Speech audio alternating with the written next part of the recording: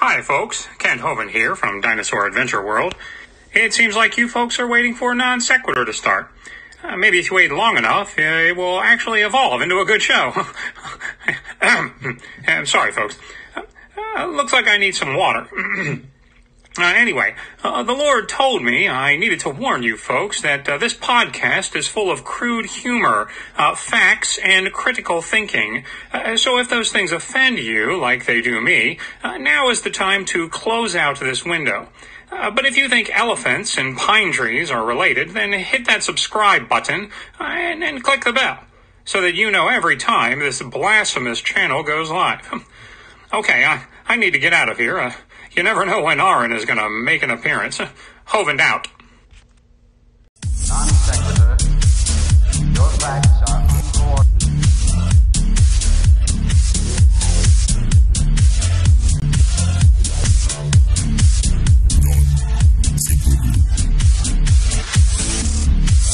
Non-sequitur. Your facts are uncoordinated. Hey, thanks, Kent, for that lovely opening. You know, Kent loves our channel so much. He was thrilled to death. Do that little, what is it, a monologue, soliloquy? I don't know. That little promo for us. So thank you, Kent, for that. That was awesome.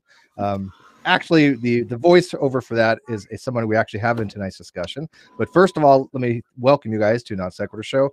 Kyle is out tonight. He has other plans, but we have a great show for you tonight. We've got a lot of people coming in to have a discussion on the Bible and theology and maybe some cosmological arguments.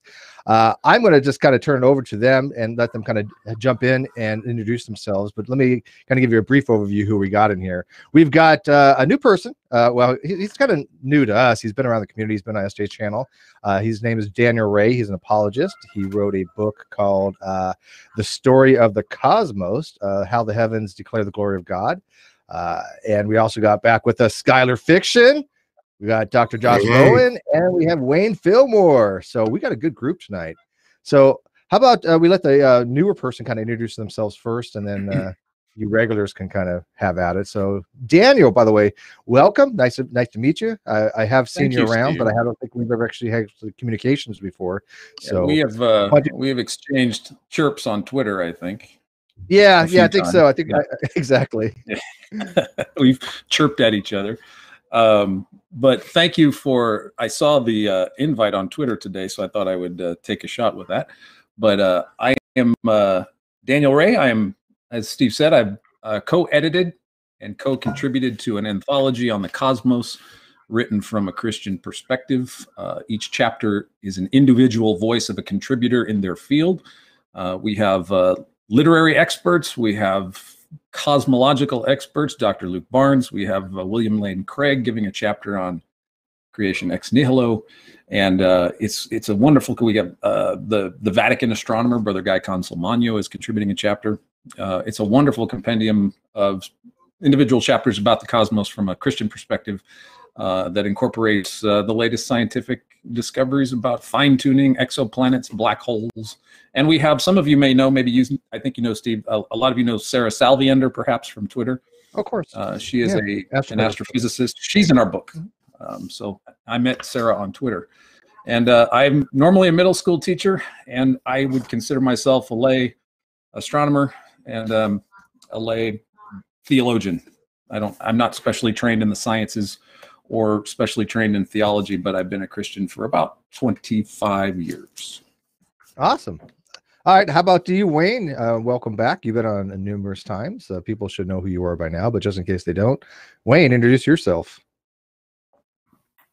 Hey, what's up, guys? Can you hear me? Yes. Ah, perfect. Okay. So I'm Wayne. Nice to meet you guys. Also known as a Science Enthusiast. You can go and follow my channel at Science Enthusiast on YouTube. Former younger creationist, evolutionary creationist, former PR guy for the Great Debate Community. Got Hugh Ross. Who else did we get on here? Fuzz Rhino, all those good guys on here. I'm just a guy who wants to be an honest Christian, and I don't like pseudoscience. So yeah. And I'm done. Yeah, that is true. You were an amazing PR guy, and you were the one who facilitated the initial conversations with Dr. Ross way back when. Yes, that is true. Next, we got Dr. Josh Bowen. fan favorite to the Non Sequitur show. How you guys doing? And by the way, let's give it away. Let's give it away. Who did the voice for Dr. Well, Unholy? I'm not sure, but I've been teaching high school science for the last 15 years, and if you believe that pine cones and dogs are related, well, that's fine. But that's not science. That's religion. That's too good. It's amazing. Too good. Every time, it's great. It gets better and I better. feel like my IQ drops though every time I do it. So You actually have to dumb yourself down to do that voice. Well, I But appreciate anyways, you guys what about having your me channel? on. Digital Dr. Josh, Hammurabi. Bowen, Dr. Joshua Bowen from Digital Hammurabi. My wife Megan and I run what I consider to be the coolest channel ever. But Sure. of course, there's stiff competition around here. So, but we do the ancient Near East in general. So I have a PhD in Assyriology from Johns Hopkins University. My wife is very close. She's hoping to finish hers up this year, also in Assyriology. I worked in slightly older periods, so third millennium, early second millennium, sort of when I focused on. I focused on Sumerian and Akkadian linguistics, but I have a master's in theology from Capital Bible Seminary, where I focused on Old Testament studies. So I took a lot of Hebrew, took an awful lot of Aramaic. Yeah, so our channel is essentially designed to make the ancient Near East palatable to regular people. So yeah, I'm excited to be here. And how do you say wata? It's the water and the otter. The water and the otter. See, I can't do it. I have no voiceover abilities. And last but not least, Skylar Fiction from the Skylar Fiction Show or channel or whatever he named it this week. You know what? It's the Skylar Fiction Show. What's up, everybody? Man, I'm super excited to be here. Every time I come on the Non Sequitur Show, it's always fantastic, except for the Mr. Intelligent episode. That was a little rough, but every other time has been absolutely amazing. It's been absolutely amazing. Well, if you don't know me, like I said, I run the Skylar Fiction Show. You just go to YouTube, type Skylar Fiction with an AR. I host Christians regularly on for discussions, debates, and it's been doing it for a couple of years now. It's been really, really fun. Dr. Josh Bowen, my hero, my confidant, has been very, very generous with his time. And we've grown like a very good friendship. And he is pretty much, well, not pretty much, he has become my co-host on the Skylar Fiction Show. And it's been an amazing experience. But if you like theology talks, you like debates, good conversations, I sometimes will admit that I get some really interesting characters on my show. Sometimes they could be more intellectual. Sometimes it could be kind of a dumpster fire. It just depends on how you look at it. But that's it. Skylar Fiction Show. Check it out. I think you'll enjoy it if you enjoy this show. You've had some pretty infuriating conversations, to be straight up. I mean, some of them have been newsworthy. I mean, literally, you've been in the news with a couple of your discussions you've had with people. They've been so awful. We've gotten, I almost had my channel banned because of Matt Powell. He decided to talk about some really dark things and the Very government dark. executing people. Yeah, very, very dark.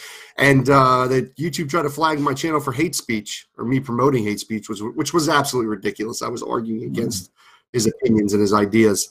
But, it went really well for me. Richard Dawkins ended up sharing out my channel, getting me a lot of media attention. And, overall, I got my channel back, worked out, and the video never got demonetized, which is the funniest thing, even though it was considered hate speech.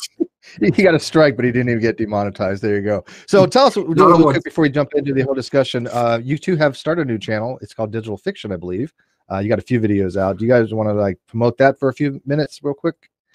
Yeah, let's just, Dr. Josh, is it okay if I talk about it real quick? Do you want to say anything? Yeah. Or? You're the eloquent one, my friend. Please. So one of the things, Dr. Josh and I, like I said, he had been coming on my channel for a while, and he's been so helpful, having someone who has so much knowledge about the ancient Samaria and what Josh didn't tell you in his introduction, he was a minister, I believe, for 10 years. I believe has a PhD or a bachelor's in divinity or a PhD in divinity. I have a master's in theology and Master's in theology and a PhD. I have none of those, but I can talk really well. So it works out for us. So the thing was, we wanted kind of to do something together. We're still going to be doing the Scholar Fiction Show and Digital Hammurabi, but we wanted to kind of have a new creative outlet to kind of do some funner things, some new kind of concepts. Of course, we're going to try to do 2-on-2 debates. We have a fun idea, and this is where we really need the audience help. We'd like to kind of host people of Christians, people of different faiths, to do what we want to call the digital fiction court, or Dr. Josh's court, where we will hold like maybe two people who have different ideas about the Bible. Maybe someone believes in the Trinity, someone doesn't, someone's a Calvinist, someone's an Arminian, right? And Dr. Josh will be the judge, and the two Christians will make their arguments. And Scholar Fiction here will be the lawyer for both sides, calling out BS arguments and flawed logic. So we want to do things like that. We want to talk about more concept of living in a secular world, how to teach your children about difficult concepts like God. It could be a difficult thing when most of society is a particular religion and you're not teaching your children that religion. So we want to talk about how you raise children. Both Dr. Josh and I have kids. And we want to kind of have deeper discussions about secularism, and many other topics. And of course, we're going to bring that same old entertainment, fun, and laughter that we always do on the Scholar Fiction Show. So that's a basic gist of it. Check it out. I think later on we'll probably have links to these in the description. And we hope you come over and check it out and watch. And we've got an intro video. I don't know if I got it to Dave in time. But I don't know if did you get the asset for a video? Yeah. Okay, so somebody said in the live chat, basically a summation is Josh is the brain, Skylar's the mouth. Together, they are digital fiction. That's probably a good synergetic relationship there. We like the journey, man, and we have a lot of fun, and we do Bible studies too, which is really fun. We're going to do Bible studies on there, because it isn't just for Christians; it's for atheists too. If atheists are going to argue against the Bible and argue against Christians, they should know what's in it. And they should know the context of what's going on, because we don't want people making poor and terrible arguments. If you make good arguments, you can convince people and bring them over to your side and free people from what I call a very dangerous religion. Well, why Dave is trying to find that video. Dave, did you find it? Okay, go ahead. Let's do the video first, and then we'll jump in with that.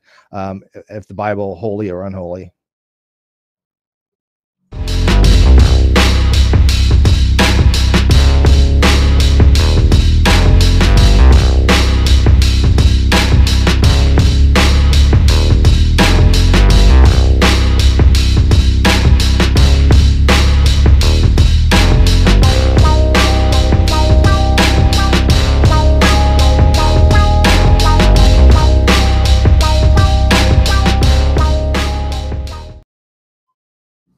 I got to say, Dr. Bowen looks really good with the mullet. I mean, we're especially we're like back in the '90s, but I'm telling you, I dig that style. I had a mullet back in the '90s, so I think you should try it out, man. Let it all grow. I feel like I have already the John Travolta like confused look, So yeah, you do it. You can pull it off perfectly, But so let's kind of get into the topic here. Skylar, do you want to maybe give your main criticisms of the Bible, or maybe address Daniel with why you think that the Bible is not what it purports to be, and he can maybe give you an apologetic answer, and then we can kind of have a discussion from there. Yeah, absolutely.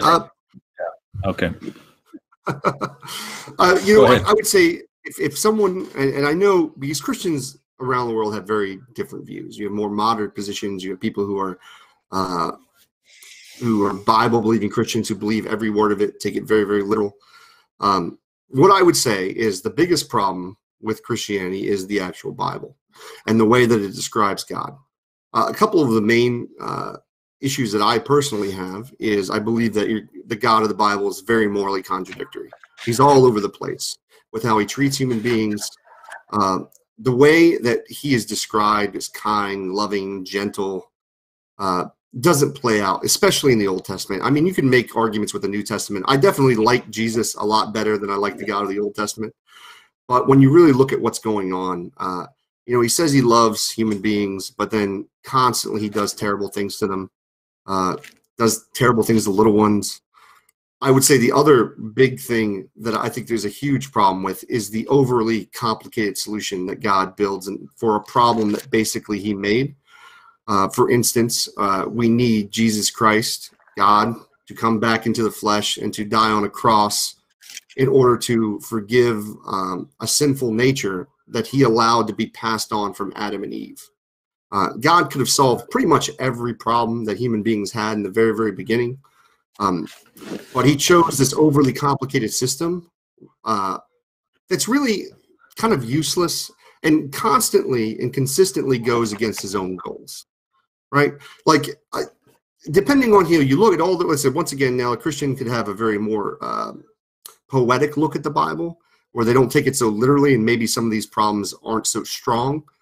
But I think generally, the fact that he made human beings to be able, with the ability to pass on a sinful nature from Adam and Eve through federal headship, and now because of that, disease, sickness, suffering comes in the world, and now we are required to have a savior. And the way we learn about that savior is through a complicated book that's passed down through thousands of years, written in many languages and translated. It seems like it's going against his goal and way too complicated for a all-powerful being, that if the ultimate goal is just to have a relationship with us, he makes it surely very, very complicated. I think that's a good starting point. Someone's mic is rubbing. Yeah. Yep. Go ahead, Danny. Okay. What was your name? Is Skylar your name? Is that Skylar? Yeah. Skylar. Okay. Hi, Skylar. We've never met. And so this is really sort of my first, well, not my first, but I don't do a lot of these on things. This would be about my second one that I've done. I've done some in-person debates with David Smalley, and I've been on Atheist Edge with Jim. And so this is kind of weird for me, not knowing y'all. So I like to be there in person, but I know sometimes you can't do this. But so I speak from my own experience. I've been a Christian for 25 years, and I understand, first of all, Skylar, that it takes work to understand the Bible. There's no question about that. And I think, when I wasn't raised in church or anything like that. And I was baptized and believed that Jesus was the Christ before I had turned a page of Scripture. And it took me the better part of a year or more to actually read through the Bible. And then 2 or 3 years after I was a Christian, really started to really, I think for the first time, really start to begin to understand what the Bible says. So I would affirm that it is a lifetime and a process to understand Scripture, and it's not easy. So I would affirm that. And I think too, though, that there is. I mean, you articulated the gospel message fairly well, and I would say that a wide swath of what we would call Orthodox Christianity in the West would concur with the basic facts about who Jesus was. If we go with John's gospel, that ties the beginning of everything back to Genesis. Most people could give you an articulate summation of the Christian story. So I think there is to learn and to know. I mean, behind the cross is Leviticus and Deuteronomy and burnt offerings and all of that. And it's certainly something I think a lot of evangelicalism, at least I was for a long time, very ignorant of. How did the law inform what Jesus does when he's walking along the road to Emmaus with his disciples in Luke 24, explaining to them the things that had to be fulfilled in relation to who he was, going all the way back to Moses and the prophets, as Luke records. So there's, the walk to Emmaus was 7 to 10 miles. It took a couple of hours. What an exegetical story you got from the creator of the universe there. So even his own disciples that spent time with him in the flesh didn't understand it. They didn't even recognize Jesus as having resurrected. And it's kind of humorous how Luke records. They are saying, aren't you the only one in Jerusalem who is unaware of these things? You know, and Jesus humorously, I think, would say, what things? And they're explaining to him as though Jesus didn't know what they were talking about. And I find that that is oftentimes myself. I'm on some kind of Emmaus road and I'm going, Lord, I don't understand this. So I think the understanding part is critical, and it's critical that we think clearly through that. And I think that I've done that over the years. That's sort of my background. I don't want to ramble on for 10 more minutes about everything else we could. I don't know how long you want to talk without letting somebody else talk. So I'll kind of pause there if you want and come back to something.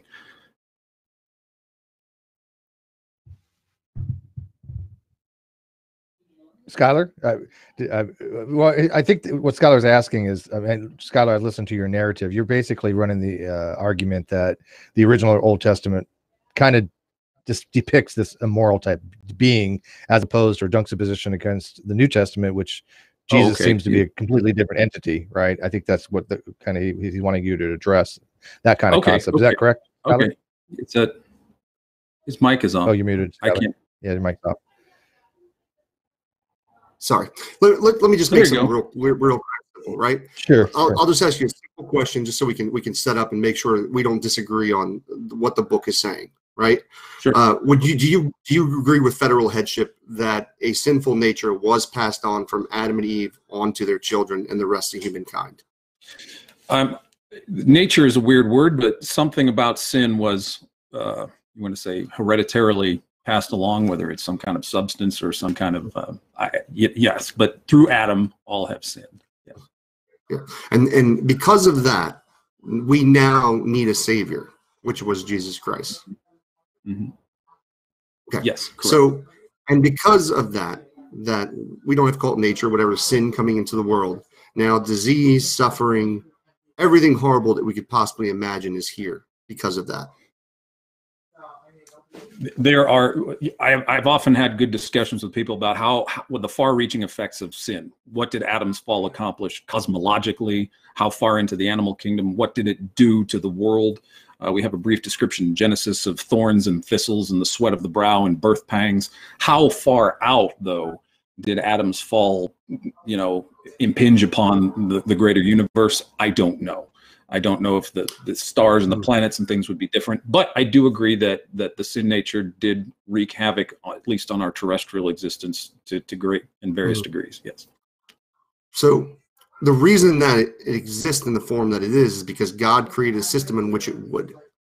God couldn't have created another system in which this sin and suffering would not have come into the world because of the disobedience of Adam and Eve.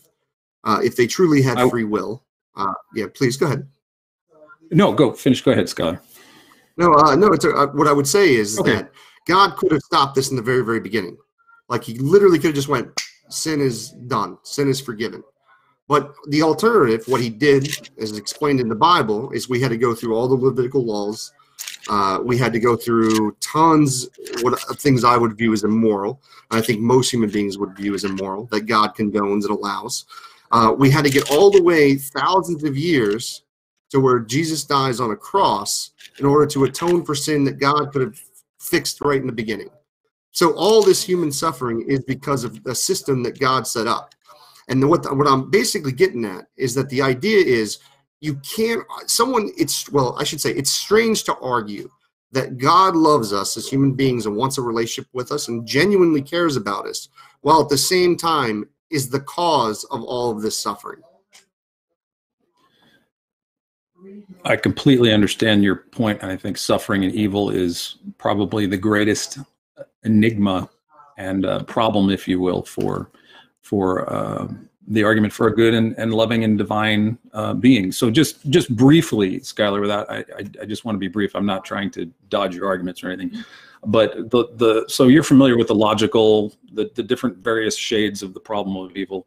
Of course, Alan Plantinga and believes that the logical problem of that has been at least solved, but it doesn't satiate the emotive or the more personal aspects of what suffering can be. There may be a logical reason why God allows this, but that doesn't seem to be an emotionally satisfying answer. And so I think there are two things working there.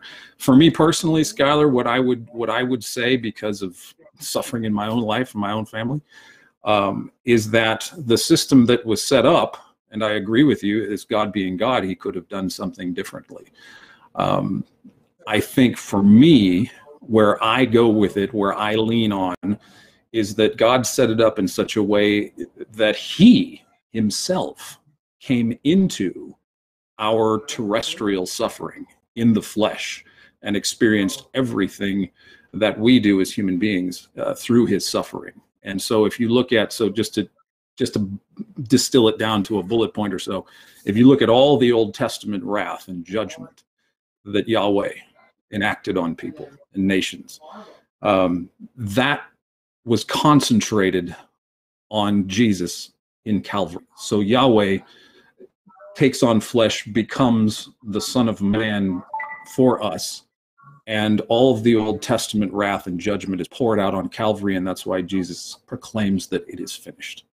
And so for me, I have to kind of leave it at the aspect of suffering and say, absolutely, I do not know, like Job. I've defended the book of Job several times on actually on Atheist Podcast before. Is one of my favorite books because it's kind of my life.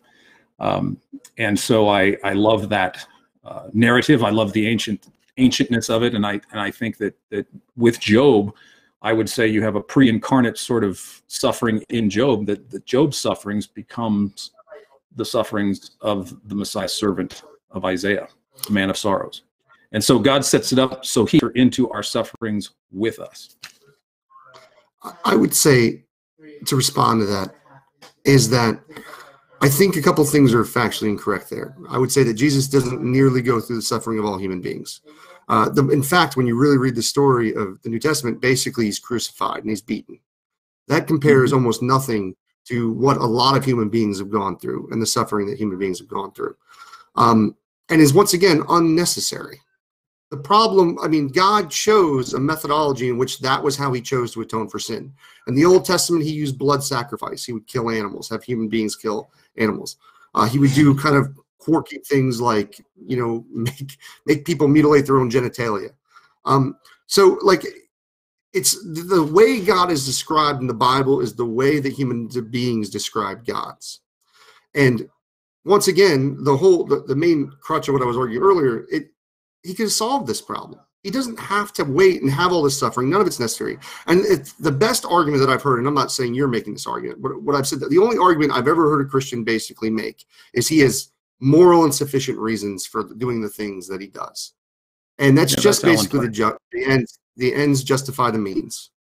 And when you have a God with unlimited capabilities, unlimited powers, and the methodology he chooses is so violent, so oppressive to women in the Old Testament, so harmful to children. And I'm not talking about just some of the stuff he told people to do to children in the Old Testament.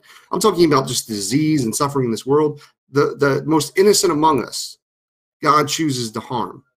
So all because he chose this particular narrative that was completely unnecessary. And this is what I was getting, the whole crutch of it. It's not to, and the reason I go to darker things, and I'm not doing it to make a Christian look bad or feel bad or anything like that.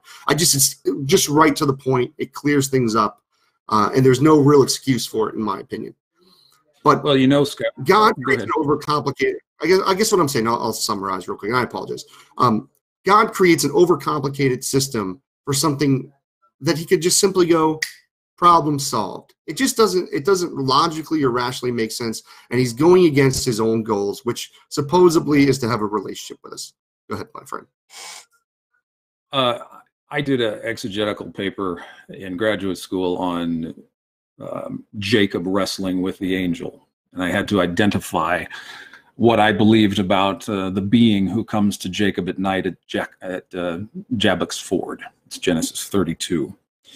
And it's an all-night wrestling match, and that's the text in which Jacob has his name changed from Jacob to Israel. And are you familiar, Scott? I don't know if it was Dr. Bowen or you. Are you both familiar with Hebrew? I mean, I know Dr. Bowen is. Are you Dr. Bowen is. I'm not. He's the man to ask about this question. Yeah. So, Dr. Bowen, you can correct me. I had a Hebrew professor grade this, but it's been a long time since I've actually gone back to the paper. But Israel, I remember writing this very specifically. The name Israel is Ish, man, Ra, which is a common Hebrew word for evil or struggle or strife. And El is the very common name in the ancient world for a generic name for God. And so you have man, struggle, God. And so for Jacob's name change, the angel who wrestles with him says, your name shall no longer be Jacob, but Israel, because you have wrestled with man and God, and you have prevailed. And of course, Jacob walks away from that with a limp, with just a little hip touch or whatever that might have been. And I think, Skylar, for me, that's the central story. Ish, Ra, El. And that El becomes an Ish and engages in our Ra. I know it may not seem sensical to our perception, but having just spent 4 years researching and writing for a book on cosmology, there's a lot in the physics of the universe that make absolutely no sense to current astronomical theories about how we know the universe. And it doesn't mean, I'm not saying the science is bad or positing God of the gaps there. I'm just saying that, and Roger Penrose in his most recent book, and Archibald Wheeler, who coined the term black hole, these were brilliant. I mean, Penrose is brilliant. Mr. Wheeler was brilliant. John Archibald Wheeler, they both understood after decades of studying the fabric of space and time that the universe is just bizarre. And I think, to me, I really loved the resonation with cosmology and the weirdness of it. I likened a lot of what I saw in the stars and a lot of the star lore and a lot of the physics to the Israel, that God puts man in this world and lets him engage and raw and wrestle. And that's the fabric of this universe. We wrestle with it. We wrestle with ourselves. We wrestle with each other. And God came down to participate. And I don't, Skylar, ultimately, I don't know why he set it up that way. But that's what we have. And I am wrestling through that just like everybody else. And I don't have all the answers myself. I don't have the pat answers. But I think that is the epitome, I think, from Genesis to Revelation is Ish, Ra, El. I think it's an honest answer, and I appreciate it, right? And I don't expect anybody going to have answers to those kind of tough moral questions. No, they're very hard. What I would they're very, very difficult. And I appreciate your candor and your honesty with it and your approach. What I would say is, and this is what I just try to get, and one of the reasons I do the channel, I do it with Dr. Josh, is that it's okay to believe in God, right? I'm never going to knock somebody for having some kind of God belief. I was a Christian for many, many years. I was doing an apprenticeship to be a minister at one point. When I left the Christian faith, I moved over to being more a typical deist, and I just kind of believe in a God creator, like some kind of creator God. I take a more traditionally now a more agnostic position. I don't really have good arguments for deism, so I kind of figured I probably shouldn't support it. I think that I can understand someone, looking, like you were saying, with the cosmos and the complexities of our universe, and there's a lot of things that we don't know and understand, right? Where I just find the danger with religion and Christianity is that it is Bible-based, because it makes us go against our reason and our own sanity. And the best that we can do, any Christian can really do, is just say, I don't understand God. I don't understand his methodology. And I think that it should be telling to us all that if we read verses from the Bible that make us uncomfortable, I'm not going to go through and list them in detail, but I think we all know the verses we're talking about. If we go through and read those verses and they make us feel uncomfortable, maybe it's just that human beings wrote this and it isn't actually from God. And if we want to believe that God's this loving, gentle being who cares about us, maybe the way that it's described in the Bible was more of a tool for leaders and kings to kind of hold against their people and used as a power tool to manipulate people. I don't know. I guess that's where I would leave. I feel like I've been talking so much. I don't want to. No, I would like to jump in. Go ahead. if it's okay with you guys. Can you guys Yeah, hear me? by all means. Wayne.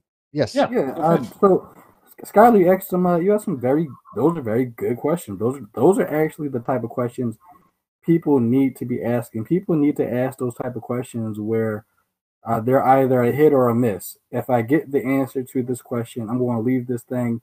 And if the answer I get to this question is sufficient, then I'll stay in it. And I like what the guy said. I'll keep wrestling with it. But why? So one of your questions in the beginning was something about Adam and Eve and federal The headship and sinful all that nature stuff. being, So, yeah. yeah, the sinful nature thing. So it's different for me because, as you know, I don't believe Adam and Eve even existed. I don't think they were historical figures at all. Um, but I do think people still do have a sinful nature. I don't think our sinful nature comes from these two naked people running around some magic trees or something. Uh, Humans have a sinful nature just because we're human. As that saying goes, to err is to human. We sin, we do stupid stuff, we do bad stuff because we're just not perfect. Because humans aren't, for whatever reason that may be. We sin because we're human. Um, but also, you asked another good question too, as far as why did God even set it up that way? Why does sin even exist? Why did God even create this universe knowing that certain things would happen and blah blah blah blah blah blah? And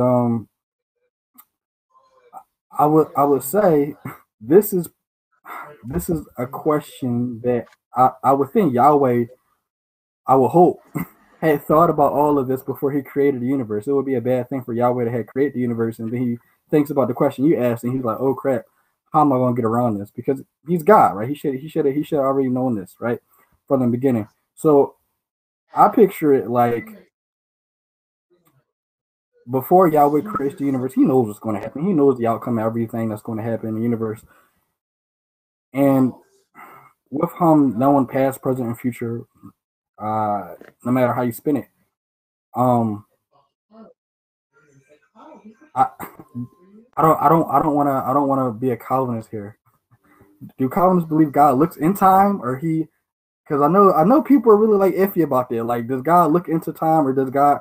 I don't know. God looks into time, or He's already there. I don't want to get into the specifics of that, but He knows everything's going to happen. And with that being the case, He knows.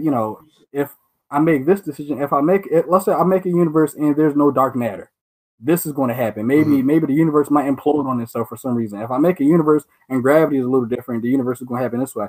And it may be that those same types of choices that God decided to make in the creation of the universe, it may be that God had to make those same type of moral choices where, let's say, God could have created a universe where maybe Hitler didn't exist. But let's say if Hitler didn't exist, let's say somebody 5 times worse than Hitler would have existed and would have completely wiped out the human race for some reason. And so God picks the lesser of the two evils to overcome or to get to the greater good, what you said, Skylar. And so that's how I picture it. There are things in this world that are horrible and terrible and messed up. But I live in God's hands because God's God and I'm not. And just as a Christian, I guess Christian would say by faith, we take it that God would use the lesser of the two evils. I would think how I'd respond to that is I would say that, and I feel bad, Dr. Josh Bowen, feel free if you want to respond to any of these things. Yeah, we're gonna get Dr. Bowen in a second. Yeah, I feel bad because I can talk people's ears off. So here's the thing: He's just here because he looks good, right? He's just all dressed up. This is why I have him on the show. This is why he's on my show. That's all it is. Image, man. It's image. And that wonderful Ken Hovind impression, which we it wasn't a mistake, but we agreed on our last 2 episodes. We told people that if you did a super chat, he would read whatever it was in the Ken Hovind voice, and it was very successful, we'll say. But here's what I would say to you, Wayne. All right, there are all types of things that us as human beings don't have the capabilities of doing. Right? I don't have the capability to grow wings out of my back and fly. Right? That is a limitation that is on me that was decided in the very beginning. In the same way, this is a God of infinite possibilities, right? Like this isn't some human being who's trying to solve like moving pieces on a chessboard, trying to find the right positions and the best moves to win the game. Like, he could have just put us all in heaven right away. We could still have free will in heaven. Yeah, I actually would disagree with that. I actually don't think God has like some sort of like this. I don't know, when people say stuff like that, it makes God sort of like magical. Like, I don't know, that's kid stuff. Yeah, I think of that as kid stuff. He can make universes. I mean, if you can make universes and make human beings and planets, I don't see why God can't make a planet where children don't get cancer, right? Like, it doesn't seem like there's a negative side to children not getting cancer. So, like, but within the world that he built, and like I said, sorry to be so extreme, but it just cuts right to the root of the problem here. And God could make a world where Nazism never showed up. Like, the concept of mass shootings in school could have never come up if that idea had never existed in the first place. So, like, there's an infinite amount of possibility. This is what I'm talking about. We limit God's capabilities in order to fit a narrative, because we want to believe in free will. We want to believe in all these things. We want to believe that God gives us a choice and things like that.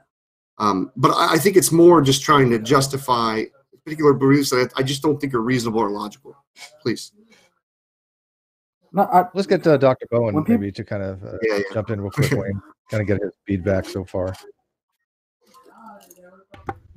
Oh, yeah. He's got nothing. I don't know that I've got a lot to add. I mean, I think these are right the general questions that come up time and again. I will very briefly just sort of talk about the Yisrael etymology. Generally speaking, I don't think that Yisrael is actually straightforward. There's a preterite form from the verb sarah, which means to fight, and ale at the end would be ale fights, or he fights with ale. I mean, I'm sure I haven't waded into the secondary literature on that, but I mean, those are, I think, pretty common derivations. It'd be difficult, I think, to get ra in there because ra requires an ayin, and there's no ayin in there. Ish would start with aleph, and there's just a yud that starts the word. But I mean, that was just what I was ruminating over a little bit. It's not really terribly important at the moment. But I guess, like, when I think about what Skylar and I talk about on the channel, and one of the reasons really that I got into doing YouTube at all, besides Steve telling Megan to tell me to do it, was and she listened, and you listened. She did. That's right. Well, I do what my wife tells me, so that's how that goes. Smart man. But you know, the thing that I see so often is that, you know, I was a Christian for almost 30 years. Pastored a church out in Virginia, which is an evangelical, fundamentalist dispensational church. And, you know, so all of the things that everybody's saying here today, it's like a warm blanket, you know, going back over me. But I think that one of the things that I saw once I came out of this is that there tends to be this mindset that, unfortunately, until you're on the other side of it, afterwards, and I say that afterwards because there are a lot of people that come out of atheism that go into Christianity. I think that there's something that takes place where you look back and there's something that clears, right? And there aren't confirmation biases that you're looking for. I mean, this is the case for me, right? This is somewhat anecdotal. But if anybody was entrenched in biblical Christianity, it was me. And I think that what was so key was going to Hopkins, having to engage with the ancient Near Eastern literature, the ancient Near Eastern historical contexts, and to see that this biblical text that I held up really almost as if it almost existed in a vacuum for all intents and purposes, and that it was unique in that sense, you know, divinely unique in that sense. It was something that sort of exploded, and I'm going to say much to my chagrin, but I mean, certainly kicking and screaming, it exploded. And I was kicking and screaming. That didn't make a lot of sense. Sorry. But I think now that I'm here in this, this YouTube community, and I'm seeing people debate these things and talk at length, and find what I consider to be plausible or possible explanations for difficult things may not be the best way to go about this. And if we see particularly the Hebrew Bible, the Old Testament texts, and those texts that kind of came up in the period that maybe we don't consider all canonical, if we see those as the product of people wrestling with and interacting with the divine in their culture, that really frees us up, I think, to see what is it that if there is a God, one God, or an actual God that is behind this text or these texts, what is the basic thread? What is the principle? What are the principles that we can see that sort of run through these texts? And how can we let then, or it allows us then to let what Schuyler is calling these grossly immoral characteristics of Yahweh, to sort of leave them in the context of the culture, and to say, this is people, these are people, and I think that's the point he was making. These are people writing as they would write, writing from their culture. And I think that, my wife is a Christian, and I think this is the way that she is a Christian, right? Because she engages with the ancient Near Eastern texts, and has no problem with them, because these are people interacting with what they consider to be the divine. And if we can let them speak as they would have spoken, as we would have expected them to have spoken in their cultural milieu, I feel like the problems dissipate. So thank you for letting me talk. I will go back to muting. Well, let me ask you guys, because you kind of jumped over the point, and I was kind of curious about it. Briefly, you had touched on God creating, what he possibly could create. Now, Leibniz has the phrase for that: the best of all possible worlds. Daniel had mentioned something about Plantinga coming up with a theodicy for the his free will defense for the logical problem of evil, which I don't think accounts for things like natural evil. But the question I would purport to you guys is, if God could possibly create any possible world, any scenario, and given that he would know the situations in each possible world. By the way, that seems to be incompatible with the free will defense, because the free will defense is actually an indeterminate position. It actually involves libertarian free will, which is incompatibilism. So it's not a deterministic position, which I find to be odd, because not many people hold to libertarianism. But why would you say that God had to create this possible world with every single natural or moral evil in it, as opposed to one single less evil, even if it was something that was so myopic that it wouldn't matter in the big picture? I mean, if one of the paradigmatic examples is that people stubbing their toes. If I stub my toe one less time, then that's one less natural evil in the world. That doesn't change anything, really, right? If I'm here to learn something, I'm not going to learn anything different whether I stub my whole toe 50 times in life or 49 times in life. So what was the reasoning why God created this possible world out of all possible worlds? I have a kind of an anecdotal reply, Steve. So if we go to the late theologian, Dr. Stephen Hawking, I mean, he was a theologian. He concludes in this book, the first one they wrote, A Brief History of Time, the conclusion of the book says this. He says, however, if we do discover a complete theory, like a theory of everything in terms of physics, he says, it should be in time understandable in broad principle by everyone, not just a few scientists. Then we shall all, philosophers, scientists, and just ordinary people, be able to take part in the discussion of the question of why it is that we and the universe exist. If we find the answer to that, it would be the ultimate triumph of human reason, for then we would know the mind of God. And of course, Dr. Hawking died on Albert Einstein's birthday this past March 14th. So a little story about Dr. Hawking's passing. I was at the University of Texas in Dallas, handing out flyers for an event that me and some friends of mine were putting together with a Hubble Space Telescope scientist. UTD's moniker is the Comet.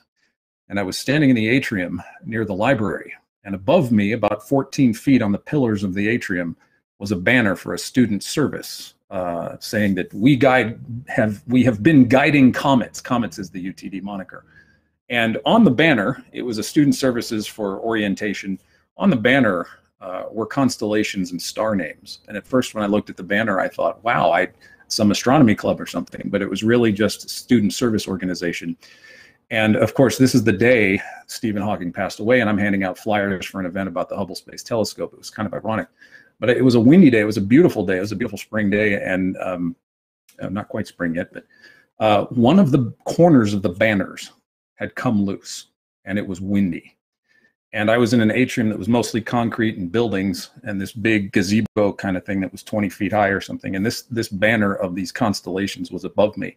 And every time the wind would come through the campus, the quad there, the banner would snap and crack, and just really loud. And everybody that was in the quad would look up and see the banner, the sky cracking, the sound of the crack. And it gave me goosebumps. I know this is sort of an emotive argument. It's not really philosophical or theological or anything, but it gave me goosebumps because instantly, almost like an epiphany, it was like one pillar of the universe that has been around for 6 or 7 decades, who was defining the cosmos for the popular imagination, had now passed. And it seemed like the heavens were unfurling, and that Hawking was that one corner and torn from the fabric of the cosmos. I don't mean to say that disrespectfully to Stephen. In fact, at event, we toasted Dr. Hawking and his contribution to cosmology. So I'm not one of those that championed, yay, that Mr. Hawking was dead. But the analogy of that cracking canopy having the stars on it, I think, to me, was somewhat terrifying, to make sure that I'm exegeting the cosmos properly. Because at this point, I was working on the book, and I looked up at all the star names. It's very ancient names. Who knows where they come from? Babylon, Assyria, Arabia. And here they were, and God seemed to be, saying to me that in one sense, he wants to unfurl his glory, and in one sense, Hawking's materialistic naturalism was keeping that from the popular mindset. And so the very conversation in which God wants everybody to participate had been prevented. The people had been prevented from not becoming scientists and physicists and being intimidated by science and physicists, and not, ironically, not being able to have a voice conversation. And the heavens were designed for everybody. I believe that, everybody to enjoy, everybody to understand. And in one sense, though, I think that the world, getting back to your final question, Steve, that the world that God created, I love this line from John Donne: immensity cloistered in thy dear womb. And so the creator of the universe, he's expressing the idea of the creator of the universe in the womb of Mary, now leaves his well-beloved imprisonment, and there hath made himself to his intent, weak enough now into our world to come. But oh, for thee, for him hath the inn no room.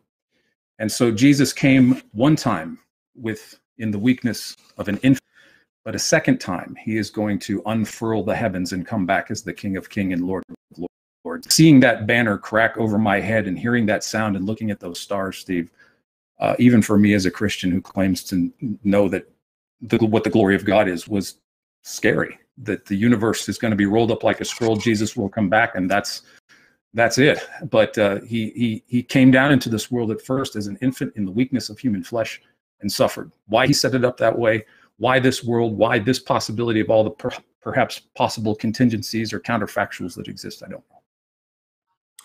Well, I have to let's look apologize. at I it. got some real quick. I have some people doing construction here, so let me keep this real brief so that I can eliminate the background noise. But I just want to address two things that he said real quick.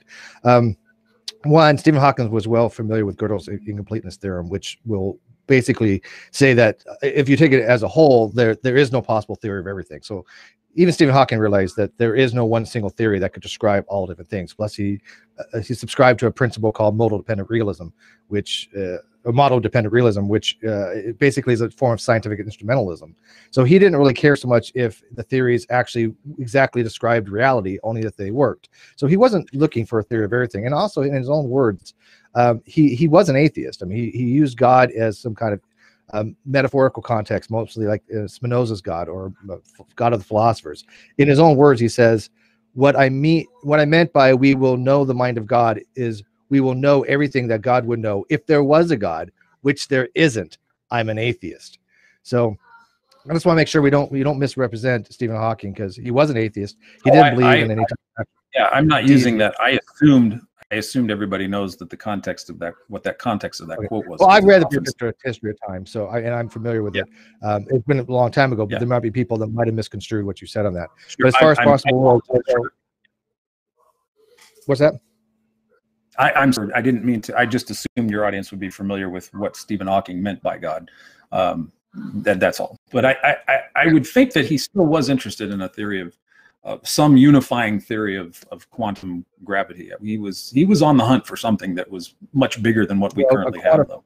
But a quantifying theory is not a theory of everything. There's no one possible theory that could describe all possible states.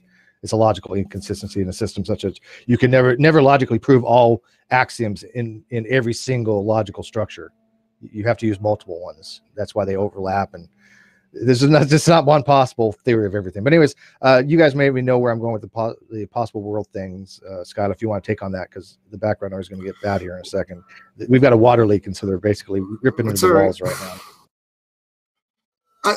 I would just go back to, once again, like, if you want to look at the universe and cosmos and you want to think that there's some kind of creator behind it, that's absolutely fine. I think, but the bigger issue is when we're talking about, like, tonight's topic is, is the Bible holy or unholy, right? You look at another big example would be Satan in the Bible. This is someone who manipulates human beings, leads them away from God. And once again, let's remember what the goal is. The goal is for God to have a loving relationship with us, and he cares about us and likes us and wants nothing more than a relationship, right? In fact, according to Christianity, he sent his son to die on the cross for us and to go through that pain. But on the other hand, what does he do? He allows a being who doesn't have our best interest at heart, right in the very beginning in the garden. Now, it doesn't specifically list Satan. They do call it the serpent. But typical Christian ideology would say that is the devil, Satan. And what does he do? He leaves them with his creation. The very people who are sinless at this point that he cares about the most, and he allows a being who doesn't have their best interest at heart to wander around with them, right? And then he puts a tree that if they eat from it, they'll have knowledge of good and evil. And then, of course, there's a tree of life that he has to hide now because not only, they already, at that point, they had been tricked by the serpent. But you see throughout history, you look at the story of Job, where God basically makes a deal with the devil and makes a bet on that Job will never abandon him. And what does he do? He kills Job's children, kills all his cattle, all his animals. And weirdly enough, what happens at the end of the story? How does God reward him? He gives him a new wife, new children, and like abundance, basically. Like, that's such a, when you think about that, we wouldn't value that in human society. At this point, we wouldn't look at that and be like, okay, it's okay that you killed my wife, you killed my kids, you gave me boils, you made me suffer and have all these diseases. You let this being do this to me. You let him torture humans and lead them away from you, which is very, very strange since your goal is to have a relationship with him. But somehow God allows Satan to do all this, right? And the only thing we're probably going to get, and I'm not saying just from any of the Christians in the room, just generally I've ever heard from Christians, is God has morally sufficient reasons. When reason tells you this shouldn't make any sense, maybe we can address some of those issues. The book of Job. I love the book of Job.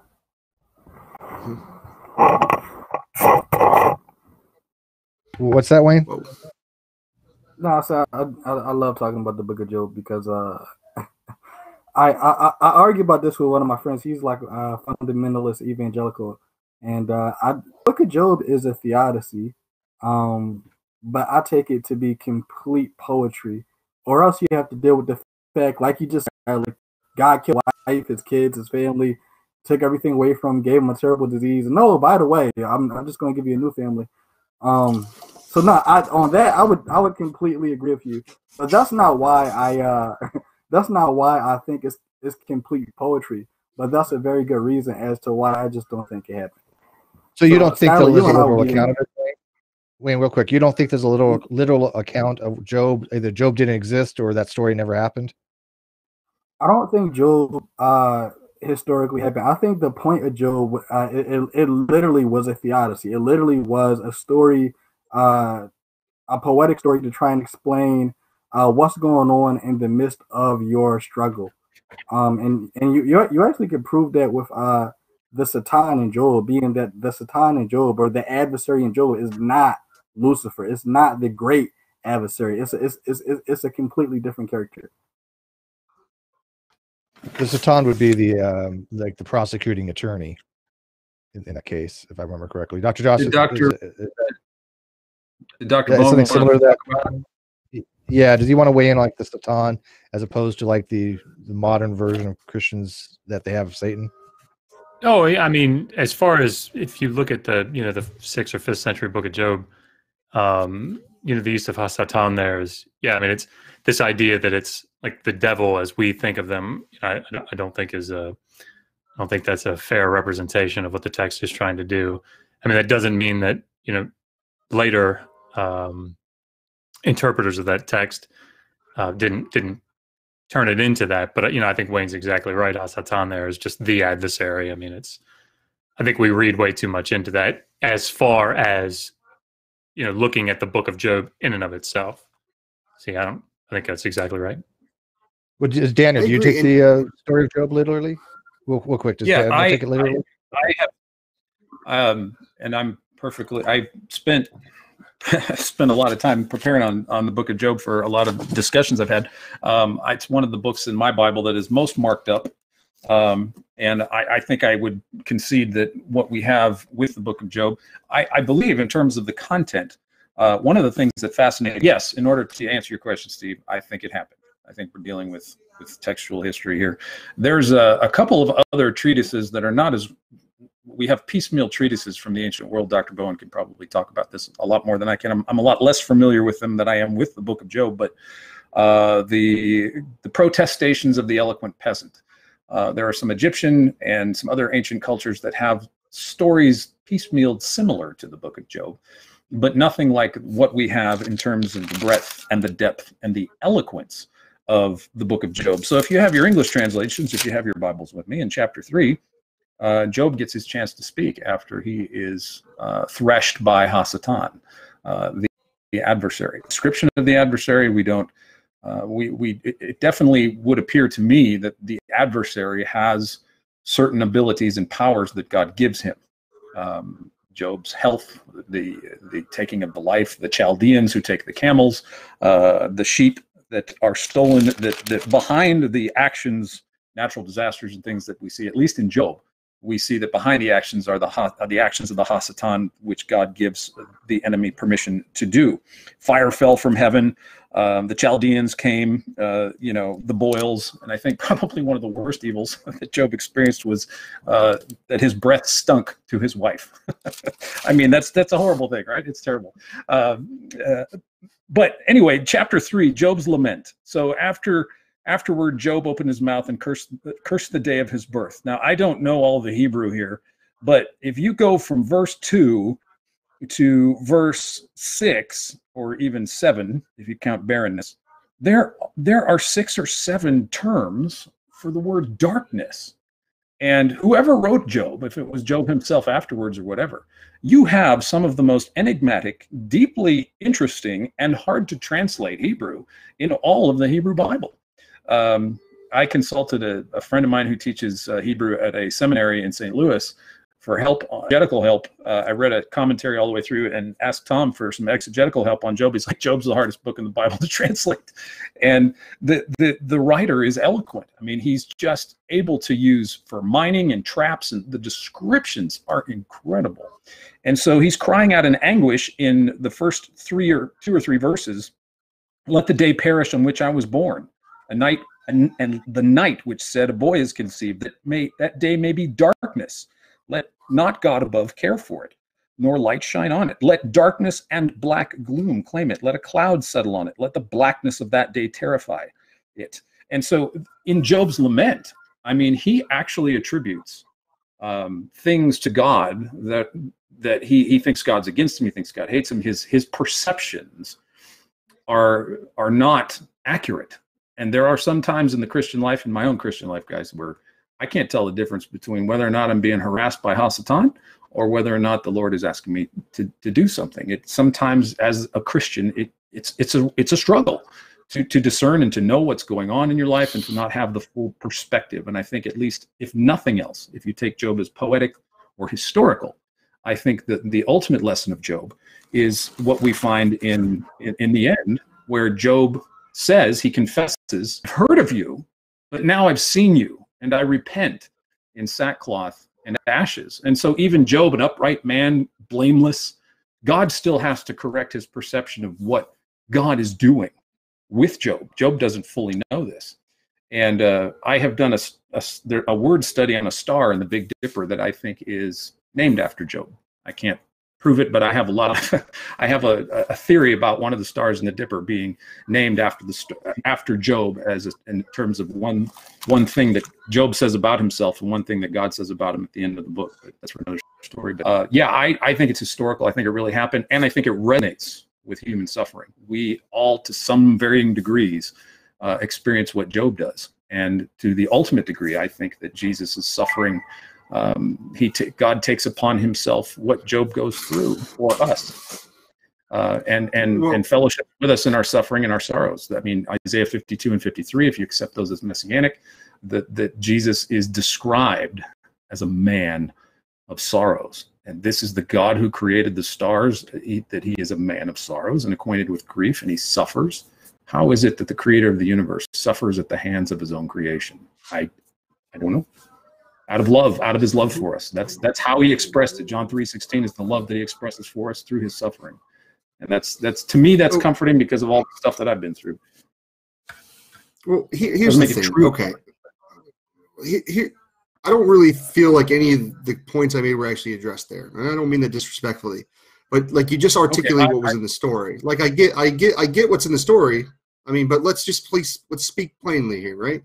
God allows, whether you want to call it Satan or the adversary, whatever we want to call this thing, right? He allows this thing to kill his children, have horrible boils. I think he kills his wife, if I recall, also on there. And for what reason? What, to give some kind of a lesson or story to future generations? Like, why? It's torturous and it's cruel. And if it's just to prove to the adversary, hey, listen, Job will never disobey me, you know. I mean, really? Like, is that how petty God is? Is that he has to prove to a being that's the adversary or Satan a point? Like, why aren't we just throwing this adversary or Satan in hell and leaving him there so he doesn't try to lead people away from him? He doesn't harm Job and his family. Replacing Job's wife and kids with another wife and more kids is frankly petty, in my opinion, and so unmeaningful. And I don't see how we get any kind of genuine goodness or good act or even growth from this story. If I could, just for a second, I mean, to sort of give what I think Schuyler and I would say is the rationale for this type of writing, which is clearly, Daniel, as you say, very poetic and very difficult to translate. It's like doing Judges 5 or something. I mean, it's very complicated. But I think the rationale here is that this is an ancient Near Eastern motif, right? I mean, you have the Babylonian theodicy, which this sort of thing of people wrestling with why do the gods do seemingly capricious things, right? And having etiological myths, etiological stories that try to describe some rationale behind it. It's just a common motif. And so seeing, a late 6th, early 5th century book writing, from the Hebrew perspective, why it is that Yahweh can allow such, horrific things to happen, or such wicked things or such terrible things to happen, and yet still be justified. Again, it's, I think, just part of this broader literary motif from the period. So I mean, I just want to make sure that it's clear. Schuyler, I don't think Schuyler is saying that there is no reason that this would be written. I think what he's saying is that given if we step into maybe the stereotypical, common, whatever, Christian worldview, it doesn't make sense. If you step out of that and look at a broader ancient Near Eastern context, without this necessary supernatural intervention, then it makes sense, and that rationale or that rationally, I think, fits. So, well, it may make that's sense from their exactly right. And perspective. 90% of the Christians believe it's literal, right? That's the point. Like if Wayne was if Wayne's opinion was the majority, I wouldn't even come up with issues with this scripture. I'd be like, oh, it's just a metaphor or an analogy or some kind of way to tell us some story about a message. But that's not what Christians believe. 90% of them, like Daniel here, believe that it's a literal story. And then, like my brother was saying, like, it doesn't make any sense in that context. Like, people have got to give up the ghost of the Bible and stop looking at it as if it's some kind of instruction manual or literal telling of history. You know, these are stories that that people wrote to help understand difficult questions of suffering and things like that. But I know Daniel's probably waiting to respond here, so please. No, gentlemen, I concur with the idea of the prevalence of man trying to understand what God is doing. There's about that's part of the theme that I began with, the idea of struggling with God. But I think I just a simple question for, I guess, either of you. I've heard a few times about not making sense, and surely I'm not saying that I've got the bird's eye view of the throne in terms of why God does what he does. But I guess I would ask, in saying that if something doesn't make sense, do you think either of you would recognize, let's just say that there was a God and he did reveal himself to us in the ancient world? Do you think either of you would actually recognize the hallmark telltale signs of divine revelation from 2,000 or 3,000 years ago? Well, Dr. Josh, should I answer that first, or do you want to answer it first? I don't think I understand the question. So if you did, go ahead. Okay, so if this isn't divine revelation, if this isn't Yahweh, if this isn't really God's revelation to man, how would you recognize if God in fact revealed himself, if he existed, and he revealed himself to us? Would you recognize that revelation as being genuinely coming from the God who is there? Sure. So let me tell you some ways now how you would recognize it, right? The first way is it wouldn't contradict itself. Like when you look at something like, we use Corinthians, like love is kind, love is gentle. We go to that scripture, right? We have a definition of what love is there. Love does not boast. And then we take that definition of love and we see how God says he loves people, but yet he doesn't act in that way.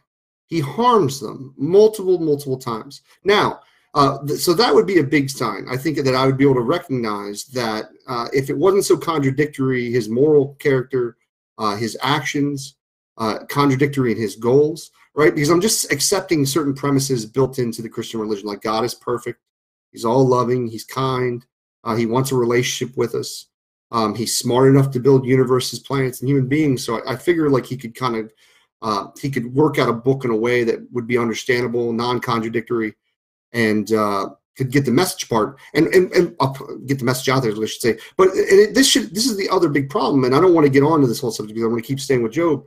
But like the fact that he would give his message to all mankind to people thousands of years ago that were barely literate, that understood almost nothing about the world around them, in which it would have to be translated, passed by word of mouth, and then eventually put into books, and then expect people to understand him or come to him. That's part of the ridiculousness, in my opinion, of the whole religion. Like if like I, as a human being who's flawed and not a very smart man, everybody, right? Like as my wife would say, but I got some talents. But if I can figure out a strategy in which I can communicate with humans to get my message across in my head, there's no excuse why God can't. Like if he would just show up, Like, and be like, hey, Scholar Fiction, I'm over here tonight. Let's talk a little bit, have a little bit of a relationship, right? Things would be all good. Then I would know he's there. I could talk to him. He could guide me. He could help me. I could gain some spirituality. But what I'm left with is reading a book that's thousands of years old, written from a culture that was very different and violent and harmful to each other, and then translated multiple languages. And then at the best, I guess Christians might say I could pray and he'll answer those prayers and give me understanding. But it's ironic because so many Christians have different beliefs and different understandings of everything. It's not coherent. People believe people debate over the Trinity, over free will, whether God preordains people to heaven or hell. Some people don't even believe in hell. Some people in different kinds of hell. Like, there's so many different ways to view the religion. There's not even a clear standard to which we could choose. So that's how, I know it's a long-winded way to say that, but that's how I would be able to look at if God was trying to send a message and help us understand him or have a relationship with us, how at least it wouldn't contradict itself on every level. So, Skylar, would you say that your exegetical understanding of the Bible being contradictory, so taking 1 Corinthians 13 back into Judges or something, that you're exegeting, so you've said the scriptures don't make any sense, and then you've sort of said that they seem contradictory and God would be more clear than he is in what we have. But there's two things I've noticed. One is that you've articulated the gospel message very clearly. I think there is a way that it can be understood, and you do seem to understand it. But my bigger question would be, you must be thinking that you're exegeting the text properly if you know they're contrary to themselves. In other words, it seems like all Christians are goofed up about everything and we're confused, but then the skeptical position seems to be exegetically the default in terms of, well, this is really what it means. It's full of contrary errors and things like that. So are you suggesting that is the proper way to look at the text? You make a good point, right? Yeah. Oh, please, Dr. Josh, please. Or Dr. Bowen. I mean, this is sort of what I was alluding to earlier, is this idea that when you're in, and I feel very qualified is not the word I'm searching for, but I can't think of a better one. I feel okay maybe about saying this because I was a Bible believing fundamentalist, conservative, evangelical Christian for almost 30 years. And so I feel like I've been very clearly well entrenched on both sides of this issue. And one of the things that I see, particularly looking back, is that if there's a possible answer, that's all that's really necessary. So, for example, I'm doing a video now, putting it together on the formation of the Pentateuch or the Hexateuch, whatever you want to call it, whatever it is that you want to think about it. But of the the early portions of the biblical text, let's just say the Pentateuch for fun. There's just no question. I just don't think there's any question that you have a very complicated, complex, and chronologically lengthy, at least somewhat lengthy, editorial and redactionary process that went into putting the Pentateuch together, right? And I don't think that Moses really had much of anything to do with it, if Moses existed. Now, one of the things that I see now, and I remember doing it when I was a Christian, is looking at these contradictions, for example, in the book of Genesis, or doublets in the book of Genesis, or stories in the text that anticipate other things that are contradictory to other things. And so these problems with the text from a literary standpoint, even from a logical standpoint, the naming of a particular place 2 different times in 2 different ways by 2 different people, and having that be the way that the name was changed, or sometimes by the same person. So these things that I think that if we took them out of the Bible and we put them into Enuma Elish, for example, into the story of Marduk and his enthronement, if we put those doublets, if we put those contradictions in Enuma Elish, I doubt any Christian would have any problem agreeing, well, yeah, those two things contradict one another. And if somebody said that believed in Marduk, part of the Mesopotamian religion, said, no, we can explain these doublets actually because Marduk here is using this old phrase, and it's possible that what he's referring to is, and in his mind, it makes sense. We would look at that and say, yeah, okay, that's possible, but I mean, you have 60 of these, right? So are we going with the possible 60 different times? That's what I see happening in the biblical text. Again, I did it, right? So, I'm as guilty of this as anybody. Because if there is a possible explanation, then that's all that's really necessary. We go with that, and then we say, look, there is no contradiction because it's possible that this is true. I see this a lot with, and then I'll be quiet, sorry. Sometimes I realize how long I'm speaking, but not to the end of that. Something like Ezekiel 26, right? Ezekiel 26 and the prophecy against Tyre. The text clearly talks about Nebuchadnezzar. Nebuchadnezzar's the lone agent. That's it. And Ezekiel gets it wrong. And I don't think that's a huge problem. I don't even think that's a huge problem for someone like my wife who wants to be a Christian, because I just don't think that's relevant to her belief structure. Do you think, just a thought on that 26, are you talking about, do you distinguish between the mainland and the mainland of Tyre and the siege mound that was built later by Alexander? Yeah, so Alexander's not in Ezekiel 26 at all. No, I mean in terms of I'm assuming your error is the actual you're thinking of the actual location of Tyre in that prophecy. No, so the islands, I've got a video that I just did on this on our channel.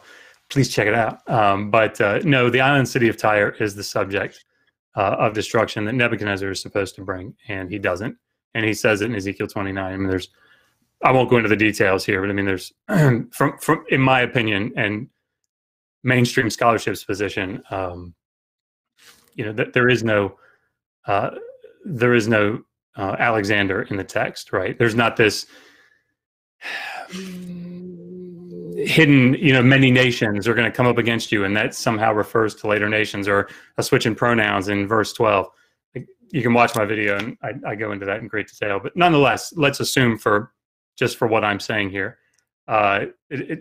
Ezekiel 26 it's just for better or for worse a failed prophecy, right? But because people come to that text and say, well, isn't it possible that this grammatical structure shifting here, isn't it possible that it's referring later, 240 or whatever years later, to Alexander coming?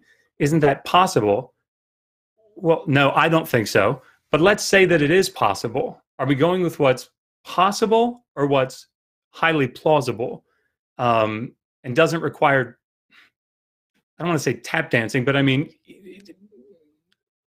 exegetical shifting to a high degree, reading things into the text that just simply aren't there. That's the problem that I see. Is it? Sorry. No, you're fine. I appreciate the input. I just went through Ezekiel a couple months ago. The information historically. So you believe in the Amarna letters, Dr. Bone? I mean, you know what those are, right? Between the Hittites and Egypt and 18th dynasty. Yeah, translated a number of them. So are you familiar with the correspondence between, I can never pronounce his name, Suppiluliuma? How you pronounce it? The stupid name. Not stupid, but yeah, Suppiluliuma. The correspondence between him and what scholars apparently believe is King Tut's widow. Are you familiar with that letter? Sure. I mean, the Amarna period. Sorry, the Amarna period is 14th century, 13th century. So, yeah, right. So, okay. But are you familiar with the exchange between him and Queen Tut? Or the alleged exchange? The particular letter that you're describing. Go ahead. Okay, so there's an interpretive context. They're not. The pharaoh whose sudden death has led to this request is called the Neferuria. If I'm killing that, we don't get Tutankhamun out of that. My point with this is that there's historical speculation that the person writing this particular letter was the widow of King Tut. But what we don't, so if like a layman's reading this, I mean, I'm a layman and I read it. There's a great deal of scholarship that goes into thinking that this name is particularly related to this person, or a lot of place names like that, or a lot of chronology is like that, to where we are filling in the gaps anachronistically from a modern contextual standpoint. I'm not saying that the Amarna letter author was Queen Tut or the Pharaoh's wife, but the Amarna letter that describes, she's asking for the hand in marriage of one of the Hittite princes. Prior to this letter, the Hittites and the Egyptians had been, at loggerheads, combatively. And essentially, she's trying to make peace because something has happened to her. Her husband is dead. We don't know what happened, but she's trying to make peace. And so the king can't believe this. He sends an emissary. It's true. One prince makes his way over to Egypt, and he's killed along the way. We don't have all the details. We have some text here from the Amarna letter, a particular Amarna letter, but we are left with having to fill in the details. And so it's not like Scripture or any ancient text, I think, gives us the full and comprehensive story that we would like. Empirically speaking, is like astronomy. We're looking back at the ancient world in pieces.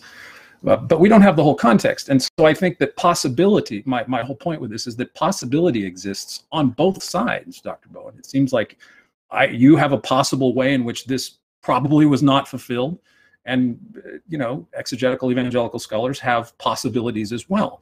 And the reason those exist for both of us is because we do not have all the contextual archaeological details of the context in which these things happen. Yeah, so I'm going to push back on you a little bit. There's a difference between not having all of the details to know about every facet of a historical event. It would be amazing if we had that, right? Great. I have to be like, yay, that's great. Yeah, I mean, but we don't, right? Right. And one of the things that we see from the ancient Near East is that instead of having what we might consider to be like a broad, oh gosh, I keep turning Siri on when I say something about the ancient Near East. What we don't have is oftentimes sort of this broad light that illuminates a period.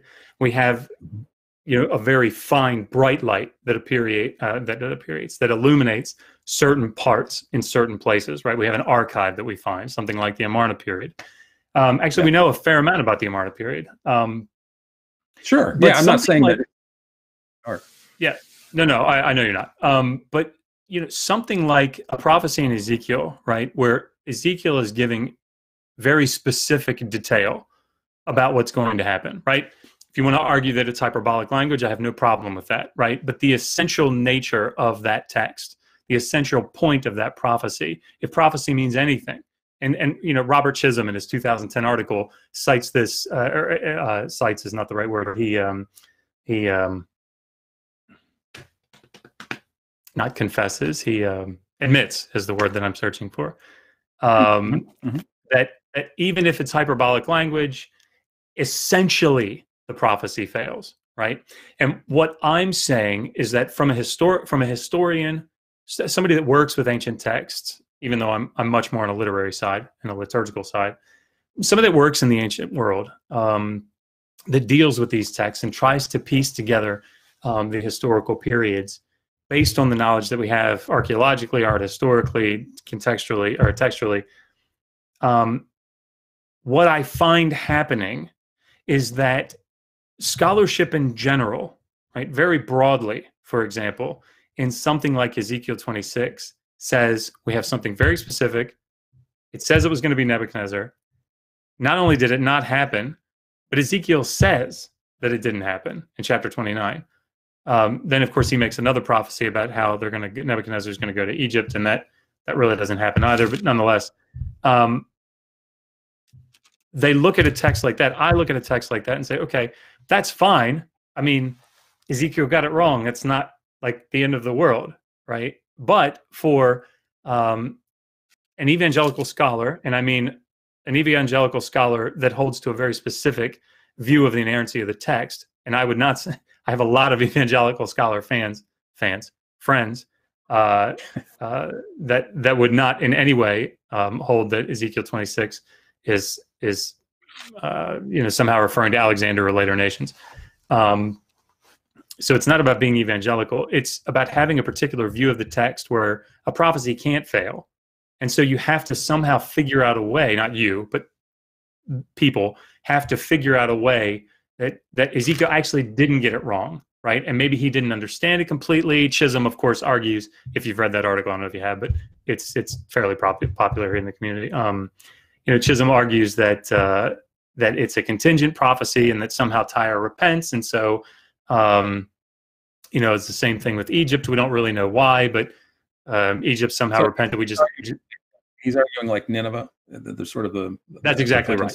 Yeah, something overt like Nineveh is an implicit contingent. He argues that, I don't know that he would argue that all prophecies are contingent, but maybe most are implicitly contingent. And I think when you do that, it sort of tips your hand that you're just trying to make the square peg fit in the round hole. You have to have a possible solution. And what I'm saying is, given that the Bible is not this text that's written in a vacuum, that's unique in that respect amongst all, and it's not even early among all the other ancient Near Eastern texts, and that it looks so much like the other ancient Near Eastern texts, let's let it be one, right? And not try to hold it to this standard that we don't hold other ancient Near Eastern texts to, because I don't think that's what the writers were trying to do. Well, you make an excellent point about historical context. I mean, if we read, I like Jane Austen, but if we read novels from the late 18th century, we can pretty much classify a body of literature in one particular way. So the similarities with the ancient Near East, I don't have any problem with the similarities that you would find. I mean, that's sort of the argument. By the way, Daniel, just as a side note, I want you to get on Skylar about this because he asked me if I could have a movie on a desert island. I could only have one. What would it be? And I said Pride and Prejudice. The AD version. He got all over me. So I read Pride and Prejudice and Wuthering Heights, and I wanted to kill myself. No. I'm not a fan of any of Sorry, go ahead. So here's just completely side note. Heathcliff. But you all know who William Herschel was. He discovered Uranus. He and his sister Carolyn were lay astronomers who worked in the English resort town of Bath. And Dr. Bowen, you know Bath. What is Bath for Jane Austen? It's like the Vegas of England, right? Well, it's not quite Vegas. It was, it was moral, but Bath was the resort town where everybody in the Austen novels would go. It was a real town, and they would go have balls and dancing and things like that. And William Herschel composed music for dancing and performed at Bath while he was doing telescopic observations of his sister Caroline. Just a kind of a cool little side note anyway. But my point with the novel is that I have absolutely no problem with, obviously texts are going to have similarities with the cultures by which we're surrounded. I mean, if you look at Exodus and God is saying, don't be like the other nations. So there's obviously a connectivity, culturally speaking, that I think we do a disservice to ourselves, whether we're Christians or atheists, in not trying to understand that. I completely agree with that. So when it comes to the text of Ezekiel 26 to 29, there's contextual information, I think, that allows for us, you have people who want to, maybe, as you say, maybe we are trying to jam something in there that's not happening. Maybe it did happen precisely as Ezekiel happened. We just don't have all the other information. Maybe it's the question for me with Ezekiel and other texts as well is the distance of time and just the way we can know history in general. And I think so if you take the fulfillment, or what we would look for as the fulfillment or the lack of the fulfillment of the prophecy, we are bereft of specific. I mean, we don't have exact day-to-day calendar chronology of Nebuchadnezzar's actions in the ancient Near East when he was the Babylonian potentate. We don't have a whole record of what he. So I think there's a possibility for everybody to be able to sort of fill in the gaps historically that we don't have. So to say, for me, if someone were to say, well, this was just simply not fulfilled, is filling in more there on the other side of the coin than what I think is available. And really I would say there's possibilities. But I think it's the possible aspects of it. It's a both and that you can have possibility. How would you handle chapter 29? I mean, so let's take for granted that we don't know. Right? There's actually a fair amount that we do know about it. Not a lot, right? Outside of Ezekiel, we have some administrative text, but certainly Ezekiel knew, right? So what do you do in that situation with Ezekiel 29? Are you talking about the latter part of it, or which? Yeah, what is it? Verse 17, where he says every head was rubbed bare, and shoulders rubbed bare, but he couldn't take it. Right, saying, "Son of man, Nebuchadnezzar, king of Babylon, made his army hard labor against Tyre. Every head was made bald, every shoulder was rubbed bare, but he and his army had no wages from Tyre for the labor that he had performed against it. Therefore, thus the Lord God, behold, I shall give the land of Egypt to Nebuchadnezzar of Babylon, and he will carry off her wealth and capture her spoil and seize her plunder, and it will be wages for his army." So if we're going back, so you're saying that Ezekiel is saying that 29 negates 26. Is that what you're contesting? Yeah, I mean, he's saying that. He said he did not profit. He did not profit from Tyre. He worked hard at it. Specifically, but that's specifically what 26 said he would do. Okay, so he does work hard against it, and so we're in 26. Let me see. What is it? So 14, there's a destruction. 14. I will make you a bare rock, a place for the spreading of nets. You'll be built no more. So that's what's spoken of against Tyre. It might be 13. I don't see. Yeah, I don't remember. I'm not looking at the text. So he's talking about the city of Tyre, but for Nebuchadnezzar, he's just saying you're going to make siege walls and you're going to cast things against it and blow his battering rams and do all this stuff. But in 26. We're not told that he's going to get Tyre for an inheritance. We do, though. I mean, so he's going to break down the walls. They're going to run through the streets. They're going to plunder.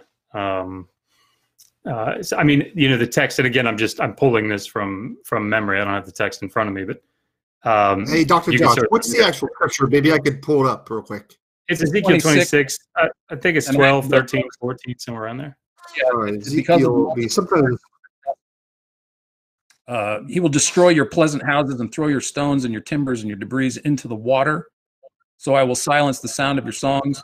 I don't see in 26. I don't see Nebuchadnezzar being prophesied that he's going to actually profit from the destruction that he brings to Tyre.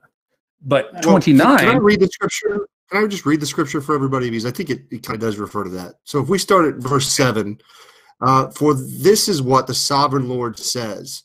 From the north, I am going to bring against Tyre Nebuchadnezzar, king of Babylon, king of kings, with horses and chariots, with horsemen and a great army. He will ravish your settlements on the mainland with the sword.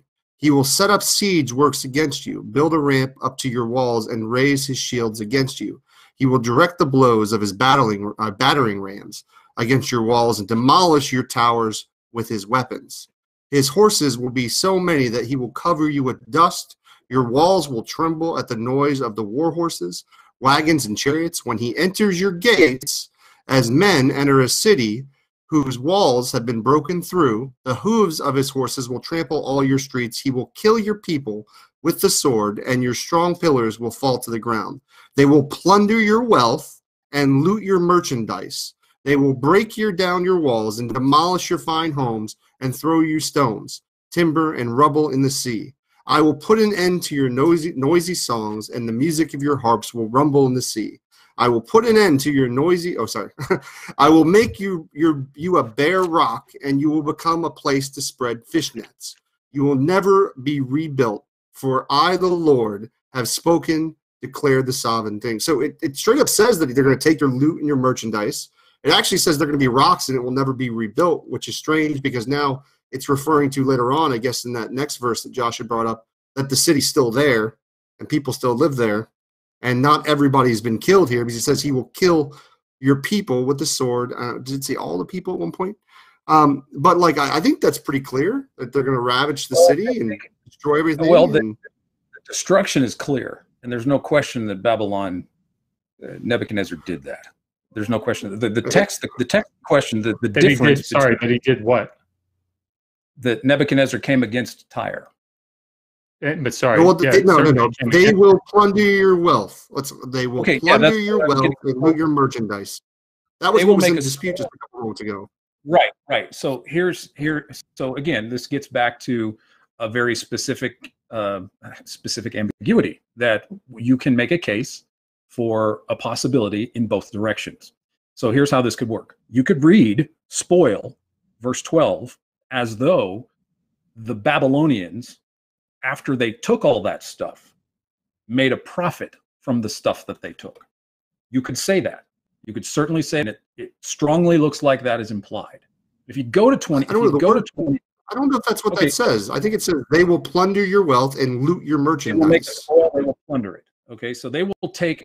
What's being told here is that your stuff is going to be taken. Your stuff is going to be taken as spoil. It's going to be by taken Nebuchadnezzar and his army. by Nebuchadnezzar. Correct. Now, so we can interpret that the army will take your stuff. There's no question about that. We can make that text. But if we go to 29 and we go to the text where it says, I will make you a bare rock. Like they weren't a bare rock at that point afterwards. It says that you will become a place to spread fish nets. You will never be able to rebuild. Right. How is there still a city if they were able to rebuild? That's what I said to Dr. Bowen about the historical ambiguity, that in the context of that time, that certainly could have been fulfilled, and we don't know. To the extent that was Tyre, the empire of what it was, in that context, historically speaking, it never rose to the prominence that it was prior to Nebuchadnezzar. You could look at it that way. But again, not having the thoroughgoing contextual evidence, except just Ezekiel and a few other extant manuscripts, or, I believe that text right there is talking about the prominence of Tyre as it was prior to the invasion of Babylon. But going into 29, for what it says in 29, but he and his army had no wages from Tyre for the labor that he had performed against it. Something happened to the stuff that Nebuchadnezzar took, that the army and Nebuchadnezzar in Babylon was not able to profit from what they did. Okay, this is Daniel. This is specifically what I'm talking about, right? So if all we had were Ezekiel 29 or 26 and 29, I still think it would be an incredible stretch to say that. But maybe you could say it. But we don't, right? Some of the things that we have. It doesn't say that the Babylonians left Tyre and went and spent money on a trip to Vegas.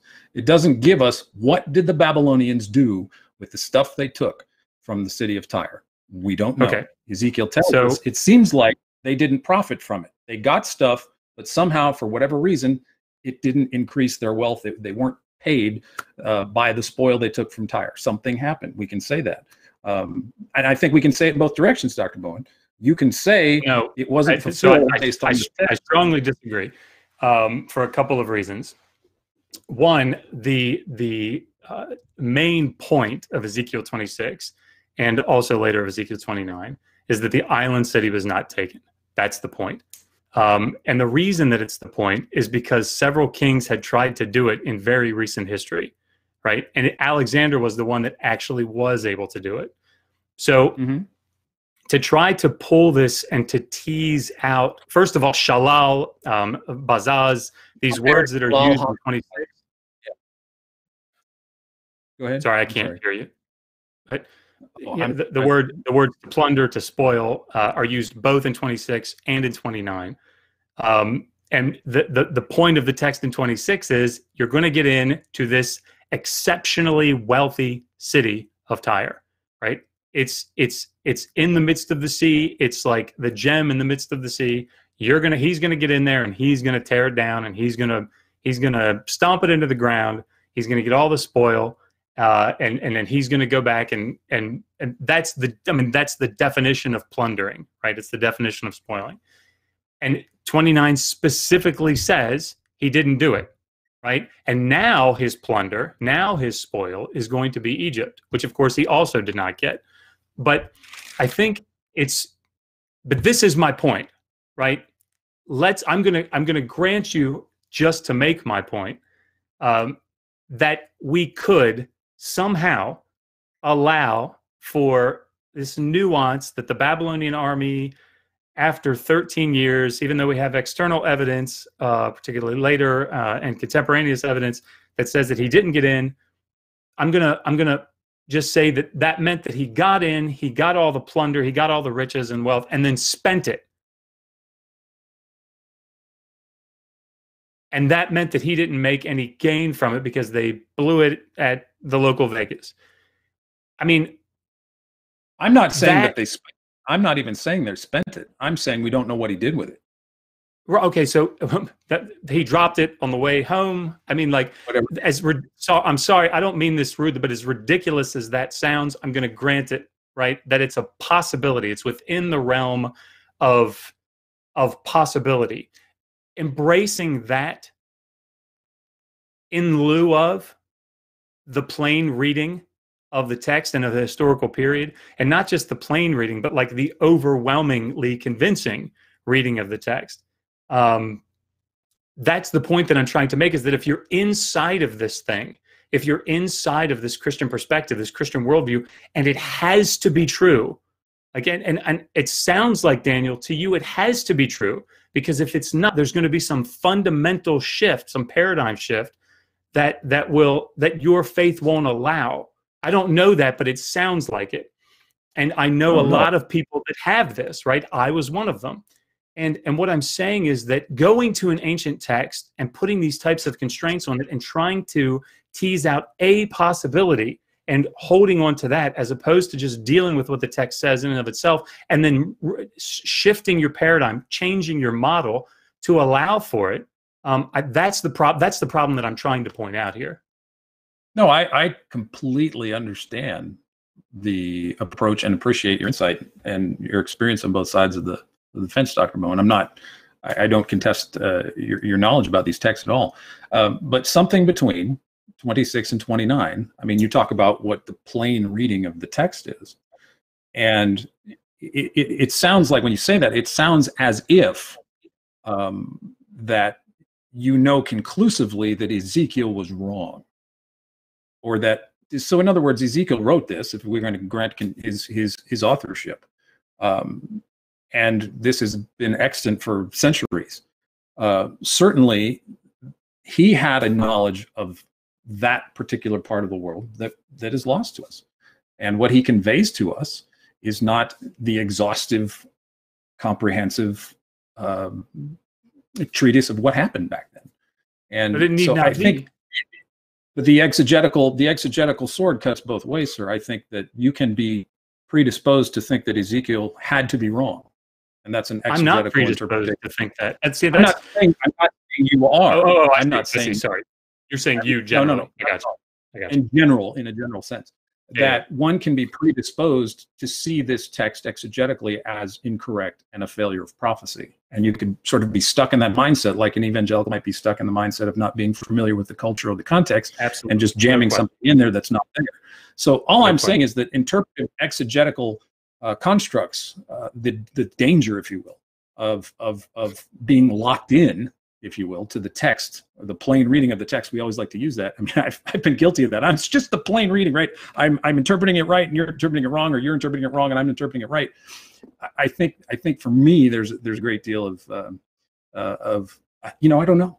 I mean, if this passage was like Ezekiel made a prophecy and it was wrong, and if I grant to you what you've said, this does not shake or change my faith at all. In fact, because I have no problem with it if it was completely reversed in terms of its meaning, and if you were absolutely right about what you just said to me. There is absolutely no challenge to my faith whatsoever. It would cause me to go back to the text, dig it out, and see what people have read, what is the consensus on it, and go back and re-examine it. I've done that 100 times. But this little glitch. Daniel, if I could, who have you read that supports Ezekiel 26 not being a failed prophecy, just for the in these terms, these general terms, besides like Gleason Archer? I'm sorry, I don't mean to put you on the spot. Do you remember any? No, I have commentaries. I read a lot of commentaries, so I have. Yep. They are behind me. It would take about 2 minutes for me to find it. But No, they're back it's okay. there. If you could maybe email them to me, because I'd be interested to know. Gleason Archer is sort of a fallback for a lot of people, right? And I have obviously a lot of problems with his scholarship, but nonetheless, he's a name that comes up a lot. And if there's somebody that has an axe to grind, it's Gleason Archer. And I don't think that even. Let me shift for 2 seconds to something that's even more debated, right? That I just did a video on, the Book of Daniel, the dating of the Book of Daniel. People will go to the wall for a 6th century writing, a 6th century authorship of Daniel. I mean, it has to be, right? And I have, it's completely unnecessary. And I think just flies in the face of everything that we see from a linguistic standpoint, from a contextual standpoint. It's just so unbelievably problematic, in my opinion, to hold to anything earlier than like a 4th century, and I still think 4th is very early, writing of the book. But the lengths that people will go to, and I don't think they need to. Chungnyeong Seao, for example, has a commentary. Albeit it's not a very big one, but Seao is an evangelical scholar. His introduction to the book is we need to preach the gospel of Jesus Christ. It's like we need to have these in Sunday schools so that we can understand the book of Daniel in its context. And he is one of the stronger proponents of a late date of the book of Daniel. So sometimes I come up against these things and I kind of hit my head against the wall and say, evangelical scholars, like evangelical academics, don't hold these positions. So when we talk about like what scholarship says, what's the majority, what's the consensus view, it's not these positions that I argue against. I don't argue. I just almost refuse the majority of the time to argue anything that's not mainstream consensus view. Can I say something really quickly too, just before we move on? I don't know if it's being missed right here, but okay, Tyre, is this the same city that is in modern day Lebanon right now that we would consider? I would assume there was probably. I think so. I'm geographically. I have to go back and look. I wasn't. Yeah, it was totally prepared. Phoenicia. Now it's Lebanon. Okay, Yeah. Just to be clear. But hold on, real quick, really quickly. Just let me finish my thought here. I just want to clarify, right? Now we go back to verse 13. I will put an end to your noisy songs, and the music your harps will be heard no more. I will make you a bare rock, and you will become a place to spread fish nets. You will never be rebuilt. The city was never reduced to rubble. There obviously has been rebuilt. You guys just admitted this. That is now the city in Lebanon. So right there, the prophecy is wrong. We don't even need to go to 19. Like it said the place would be rubble. It said it would all be plundered. It said that all the singing, the voices, it said the people would be killed. Obviously, when we go to 19, it's still referring to a city being there. And it's not all rubble because people still live there. And nowadays, the city's been rebuilt. So this is a failed prophecy even on that level. Well, I think Skylar. Real quick, the Caesar of Tyre, when Alexander conquered it, he didn't raise the village, right? He didn't conquer and kill everybody, right? I mean, he basically gave him amnesty or pardoned them in some ways, but he let them continue. It's still a viable city now in Lebanon, area in Lebanon, right? Exactly. I mean, I think he had a pretty. Yeah, go ahead. Well, I think he had a pretty. He had a. Sorry. Go ahead. I was just going to say. I mean, there was a pretty significant slaughter, and I'm not a a historian of Greco-Roman history, but I understand there was a pretty significant slaughter, probably out of frustration with Alexander. But that land bridge that he built has formed over the millennia a peninsula, but it is the same. It's the same place, right? It's just there's now a peninsula that leads out to it because of what Alexander did. Right. My understanding, guys, and again, I didn't do my homework on. I would have gone more deeper into it, but as I understand it, and this is just where my understanding is, I'm not saying that my understanding means that this is the truth, but as I understand how my current structure in my head about this is that Nebuchadnezzar decimated the mainland city, but did not dislodge the island city. That Alexander later laid a siege mound to destroy the island city, and that the island part was razed completely by Alexander. So it was like 332 whenever Alexander did it. So I understand it as Nebuchadnezzar taking the mainland, and then Alexander later, a couple centuries later, taking the island city with a siege mound. That's how I. So a couple of things. So the mainland cities, that was like par for the course, right? If you read back through the history of Neo-Assyrian kings that come up against the mainland city of Tyre, Phoenicia is this, it's like this road, it's like this pathway down to Egypt, right? And you need to make sure that you're not leaving yourself exposed and vulnerable on the Phoenician coastline, right? So the first thing that people do when they come to this area is they take out the mainland cities. Whether they destroy them, whether they make a strong showing against them and get them to pay tribute and to submit, those sorts of things happen. But I mean, like, I think it was Ashurbanipal on his way back from a campaign takes Ushu, the mainland city, what they called Old Tyre, right? So I mean, it's not like the mainland city is tough. The other thing that we know historically, just from the inscriptions, if nothing else, is that the way to besiege the island city of Tyre, which were always kept distinct, and you can see that in the inscriptions. It'll say the islands on the land, or the Tyre that's on the land, or the city that's on the land, and the city that's in the midst of the sea. Right. The way that you lay siege to Tyre, the island, is to simply create a blockade on the mainland. Right. You cut off Ushu. Ushu had walls. Right. We think probably some fairly significant fortifications. Excuse me, not nearly as many as what we see even depicted at the island city. But there is, there is some fortifications. The reason is there were springs inside of Ushu, and the mainland city supported the island city of Tyre. Right. Later on, they learned how to dig down and create, I guess, cisterns or whatever. But they become a little more self-sustaining. But nonetheless, the first step when you went to take the island city of Tyre was to just cut off the mainland from it. Right. So that's the first thing that Nebuchadnezzar did. It's the first thing that every other king did. So this idea, like, it's been argued that the siege was laid against the mainland city of Ushu for 13 years. And it was laid in such a way that it allowed people to sneak out the back door for 13 years, take all their treasures and riches with them, and go to the island city. And finally, Nebuchadnezzar breaks in and goes, oh my gosh, what the hell? Nonsense, right? I'm sorry to say that, but it's nonsense. The first thing that he did was take the mainland city. You can even see it in the text. And then he lays siege to the island city by cutting off those supply lines. That's what they did. So I think that there's so much evidence in support, not only that he was laying siege to the island city for the 13 years, or the bulk of it, right? And that he did not take the island city, which is what Ezekiel prophesied that he would do, and that Ezekiel says he didn't do it in 29.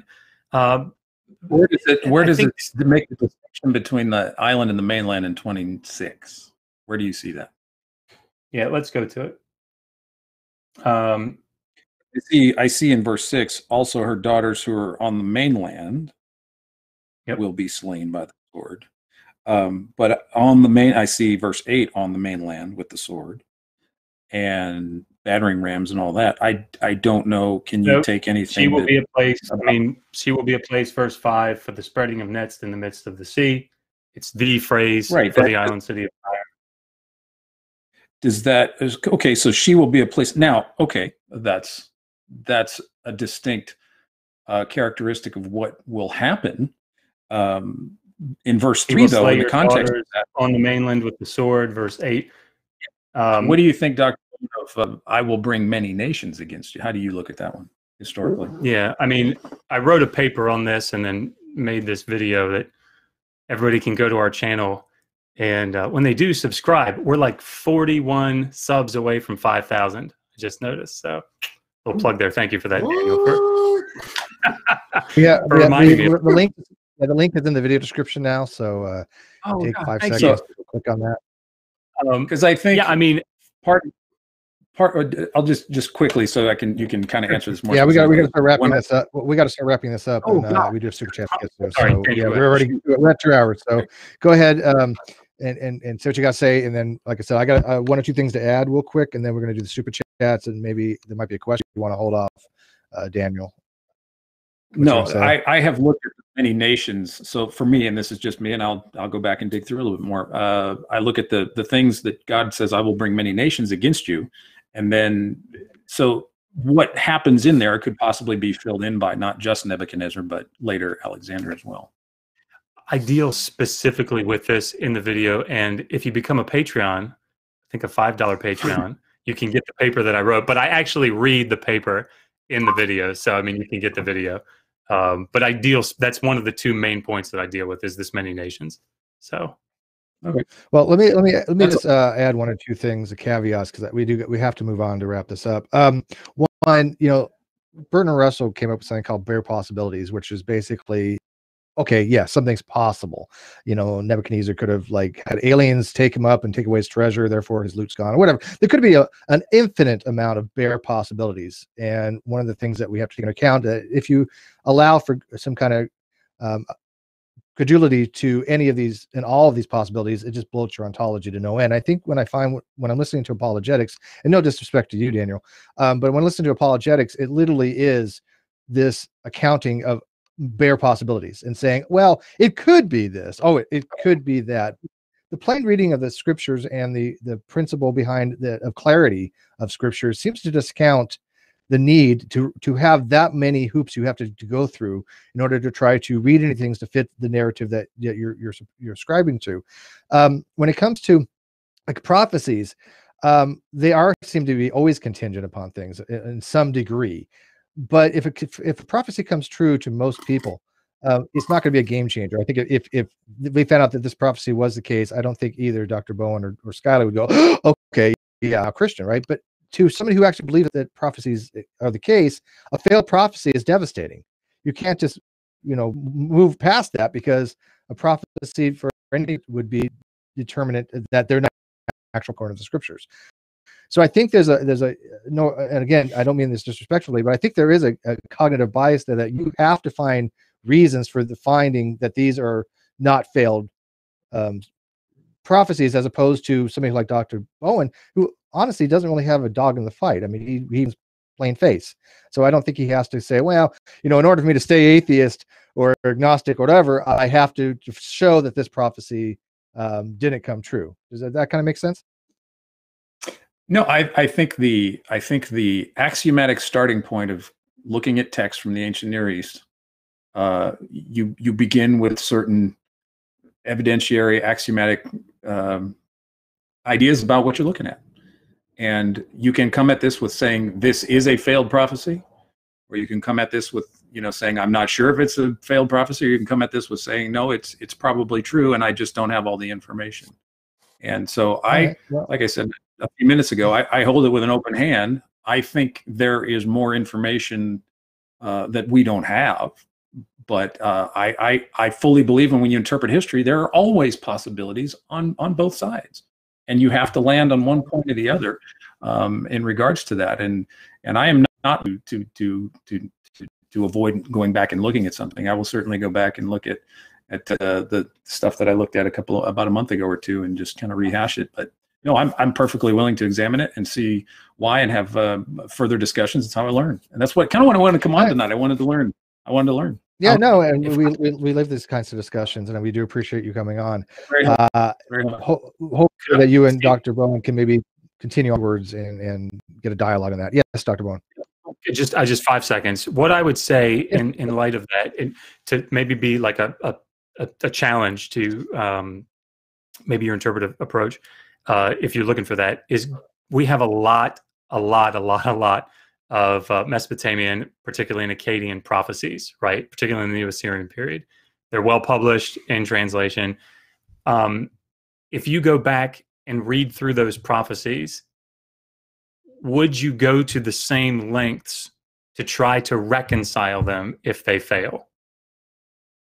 And why? And I don't want you to answer that, but I mean, it's something I think to think about, because the Bible is not alone in its prophecies, right? I mean, like, this is an ancient Near Eastern thing.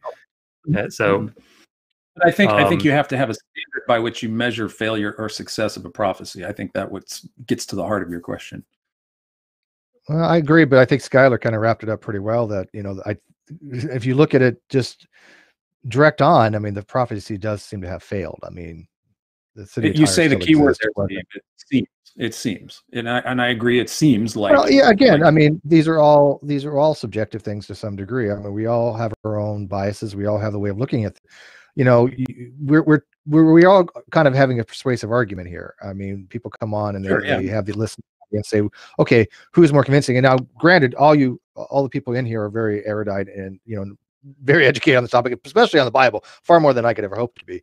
So it's not a matter of like a cult of personality who's more likable. I mean, don't side with Skylar or Dr. Bowen because you happen to like them over Dan or something like that. Dan, you're very personable. I like them both. Yeah, they're great. Well, they're two of my favorite people.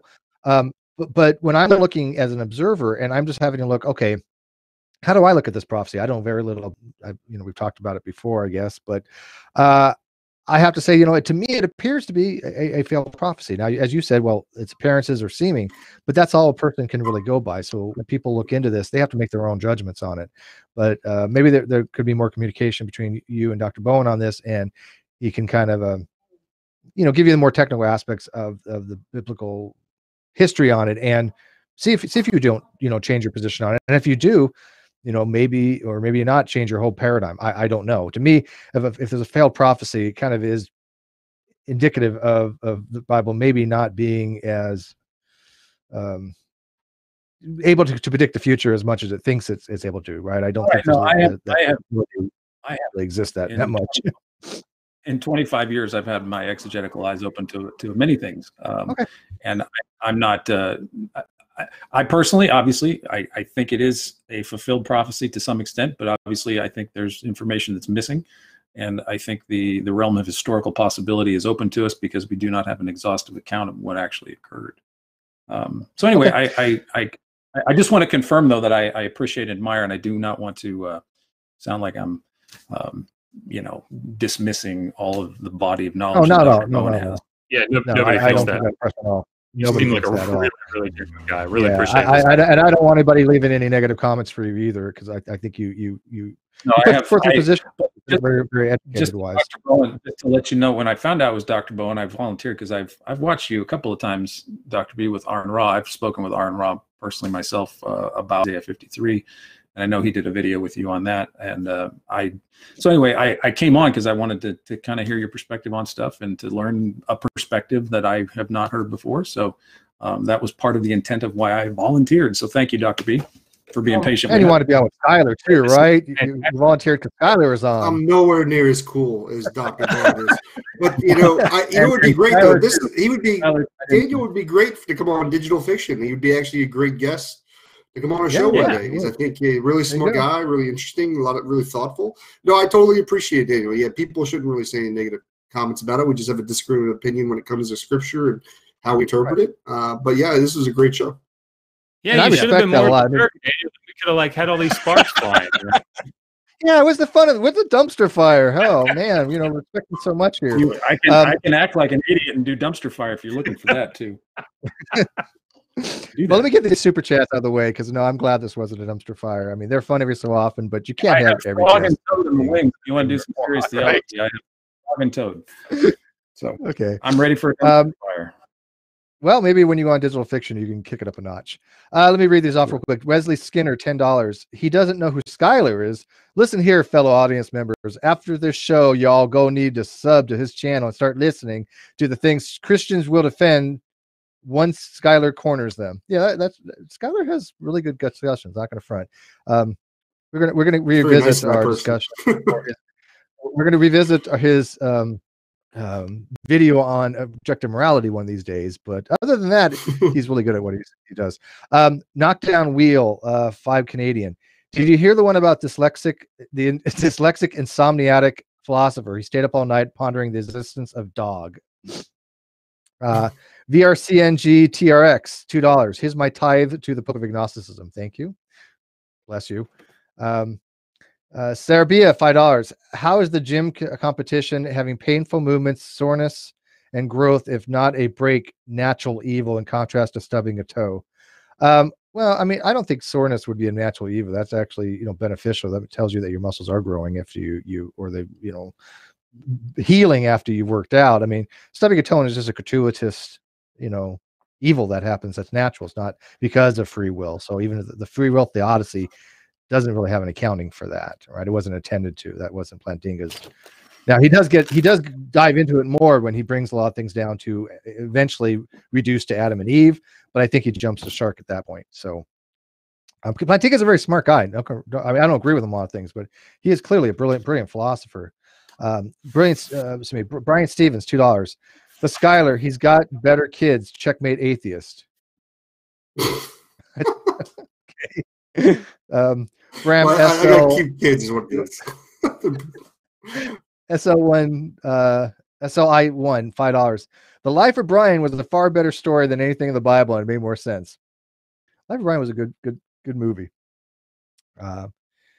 Sarah Bea, $5 more. At Skylar, it is logical for a God to create a world where he makes someone freely do something that's considered, quote, good behavior and still have choices. Or is it logical? He's asking you a question. Is it logical for God to create a world where he makes someone freely do something that is considered good behavior and still have choices? Well, you could I could answer that question if they want. Well, I mean, the idea is basically, once again, that there are tons of things as human beings that we can't do. We don't have the choice to do. I can't regrow my arm if it gets cut off. I can't wings out of my back and fly. There are choices that I am limited to in ability.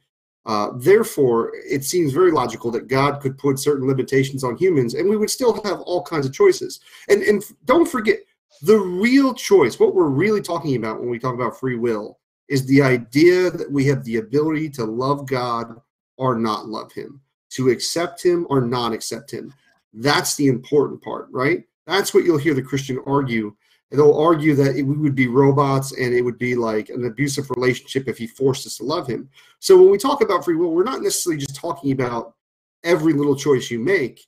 We're talking about the ability to love God and accept him if you choose to. Skylar, I have a quick thought on that, if you don't mind, or if we don't have time, I won't say. Yeah. No, okay, I think. Go ahead. I think we have. I think for me, here's my position on the free will issue, and I think Skylar, I think you've touched on the keystone of what it is. Is how do we approach God, or does God approach us, or whatever? One of my favorite examples of this free will divine sovereignty issue is in the Lord of the Rings, where in the beginning, where Gandalf comes to Frodo in the Shire and sort of masterfully entices the little hobbit on to begin the journey to get rid of the ring. Now, Gandalf doesn't say, like, Frodo, you got to go do this. But the narrative that goes on there compels Frodo to go forward. And so by the time he gets to the Council of Elrond, what does he do? He volunteers to go on the quest to get rid of the ring under the watchful eye of Saruman. And I think that's a great way to do it. That Gandalf somehow, however he does it, persuades Frodo to start the journey. By the time he gets to Elrond and the council, he is volunteering for it. And so there's something in that God persuades us in some way that makes us, that does not, violate our human creaturely volition.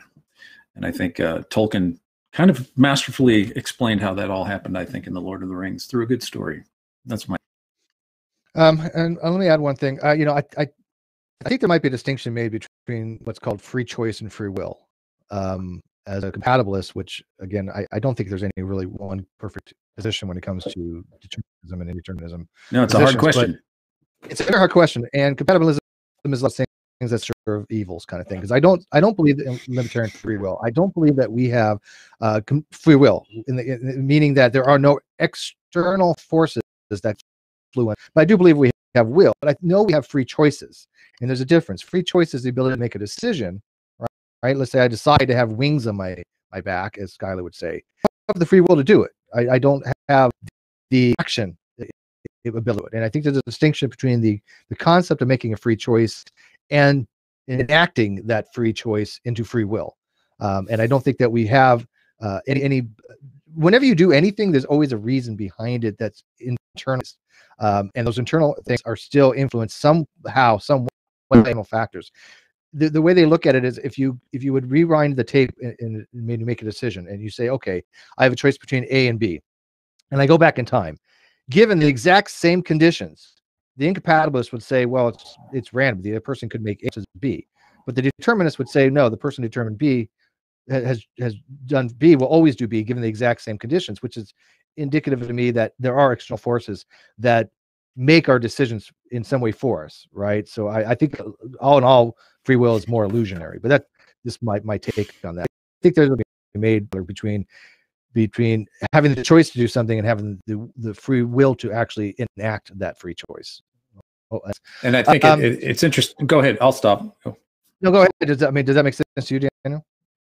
Yeah, I think there's some, I share some commonality with you in terms of the epistemic difficulty of trying to tease it out. But for me as a believer, because a lot of the problem with the free will defense of evil, if you will, if you carry that into eternity, the very good question is there free will in heaven? And also predicated on libertarian free will. If there's no more death, crying, or whatever, are wills truly free? And so the answer to that question, and I know it won't be entirely satisfying intellectually or logically, but I think that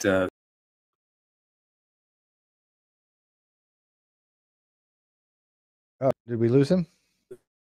Is found ultimately in Christ. And so that answers at least the eternal free will conundrum, that in Christ we are truly most free.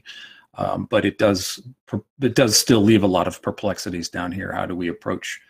It still gets down to what Skylar said. How do we approach what's human volition and divine sovereignty have to do with relationally speaking? How do we iron that out? But anyway, that's kind of where I leave it. I agree. But I share with you, Steve, a lot of the difficulties in epistemically in trying to go back to what are we exactly free from. In terms of making our wills, especially in terms of eternity. I know the traditional Calvinist position is that we can't do anything to save ourselves. But it's it's not my favorite topic. Well, maybe it's something good for you to go on digital fiction, because I know Skylar's pretty apt on this topic. So continue on. Ancesi or V2 tire exists. It was never destroyed. Read. AC Castillo, $2. This reminds me of fans discussing Tolkien to me. This reminds me of fans discussing Tolkien books, which, by the way, he does. AC Castillo just had a prediction that it came true. You are a prophet, my friend. You are. Here, $2 more. Who are the people that ended the Bronze Age in Jordan? We talked about that before. I joked about that. I remember having a discussion on who the sea people were, or no? You're clipping a lot, Steve. Yeah, your audio is bad. Oh, okay. Well, let me just wrap this up. Then I'm going to record. Let me refresh. Was he asking about the sea peoples? Yeah, the sea people. Wasn't Phoenicia etymologically derivative of the color purple, Dr. B? I mean, it's certainly the, what is it, the Murex shell? Yes. Yeah. There's a shell you crush and get purple out of it. Yeah. Yeah, I remember the story, but I don't remember the get discussed it one time on NonSequitur. But anyways, we do have to wrap this up. We've been going for almost 2.5 hours, so go ahead and Daniel, give us your book again, and then we'll let Digital Hammurabi and or Digital Fiction in this case kind of wrap it up. And Wayne, if you're still here, appreciate you coming on too. I know you had mic issues, but hopefully you were in here listening, because this was a great discussion. So Daniel, what do you got to leave us with? I'm on Twitter right now. The only social we are working on building a website, but on Twitter it is the Story of the Cosmos with story_cosmos that you can look up. And I am actively engaged in civil discussions with people. Anybody that wants to talk about the book, I got on it just to promote the book. And I'm very excited. It's my first publication. I worked with a lot of really smart people. I'm the least qualified of the staff, but I'm one of the co-editors and co-contributors of the Story of the Cosmos, coming out on the day that Apollo 11 launched 50 years ago. Our book is coming out on the anniversary of the Apollo 11 moon launch and landing. So that's kind of nice. It'll be out July 16th of next year, or this year. It is this year now. So yeah, Story of the Cosmos. Okay, and digital fiction. I'll go first, Skylar, so you can land hard. Yeah, I meant that in a good way. Yeah, because Skylar, you're giving us Scotty, you're giving us your sign off tonight. So when you give us your trademark sign off, Dave will end the feed. Go ahead. Is this about bags? No, your trademark sign off. Oh, I thought you were. I really appreciated the discussion here with Daniel Edwin until we lost Wayne. It was really nice hearing from him. Yeah, and Skylar's going to talk at length, I guess, more about digital fiction. But as far as our own channels, Skylar just hit 4,000 subs on his channel, which is fantastic. We are at 4,974 at Digital Hammurabi. So if you want to be number 5,000, get in while you can. And I would be remiss if I didn't talk about really quickly our scholarship program that we're running, PhD scholarship program. Megan, I think, will be very happy that I say this. We have, I think, now 9 applicants, and it looks like we may have raised enough money to give 3 $2,000 scholarships for a summer research program for PhD students. Awesome. So it's blowing up. So thank you all very much.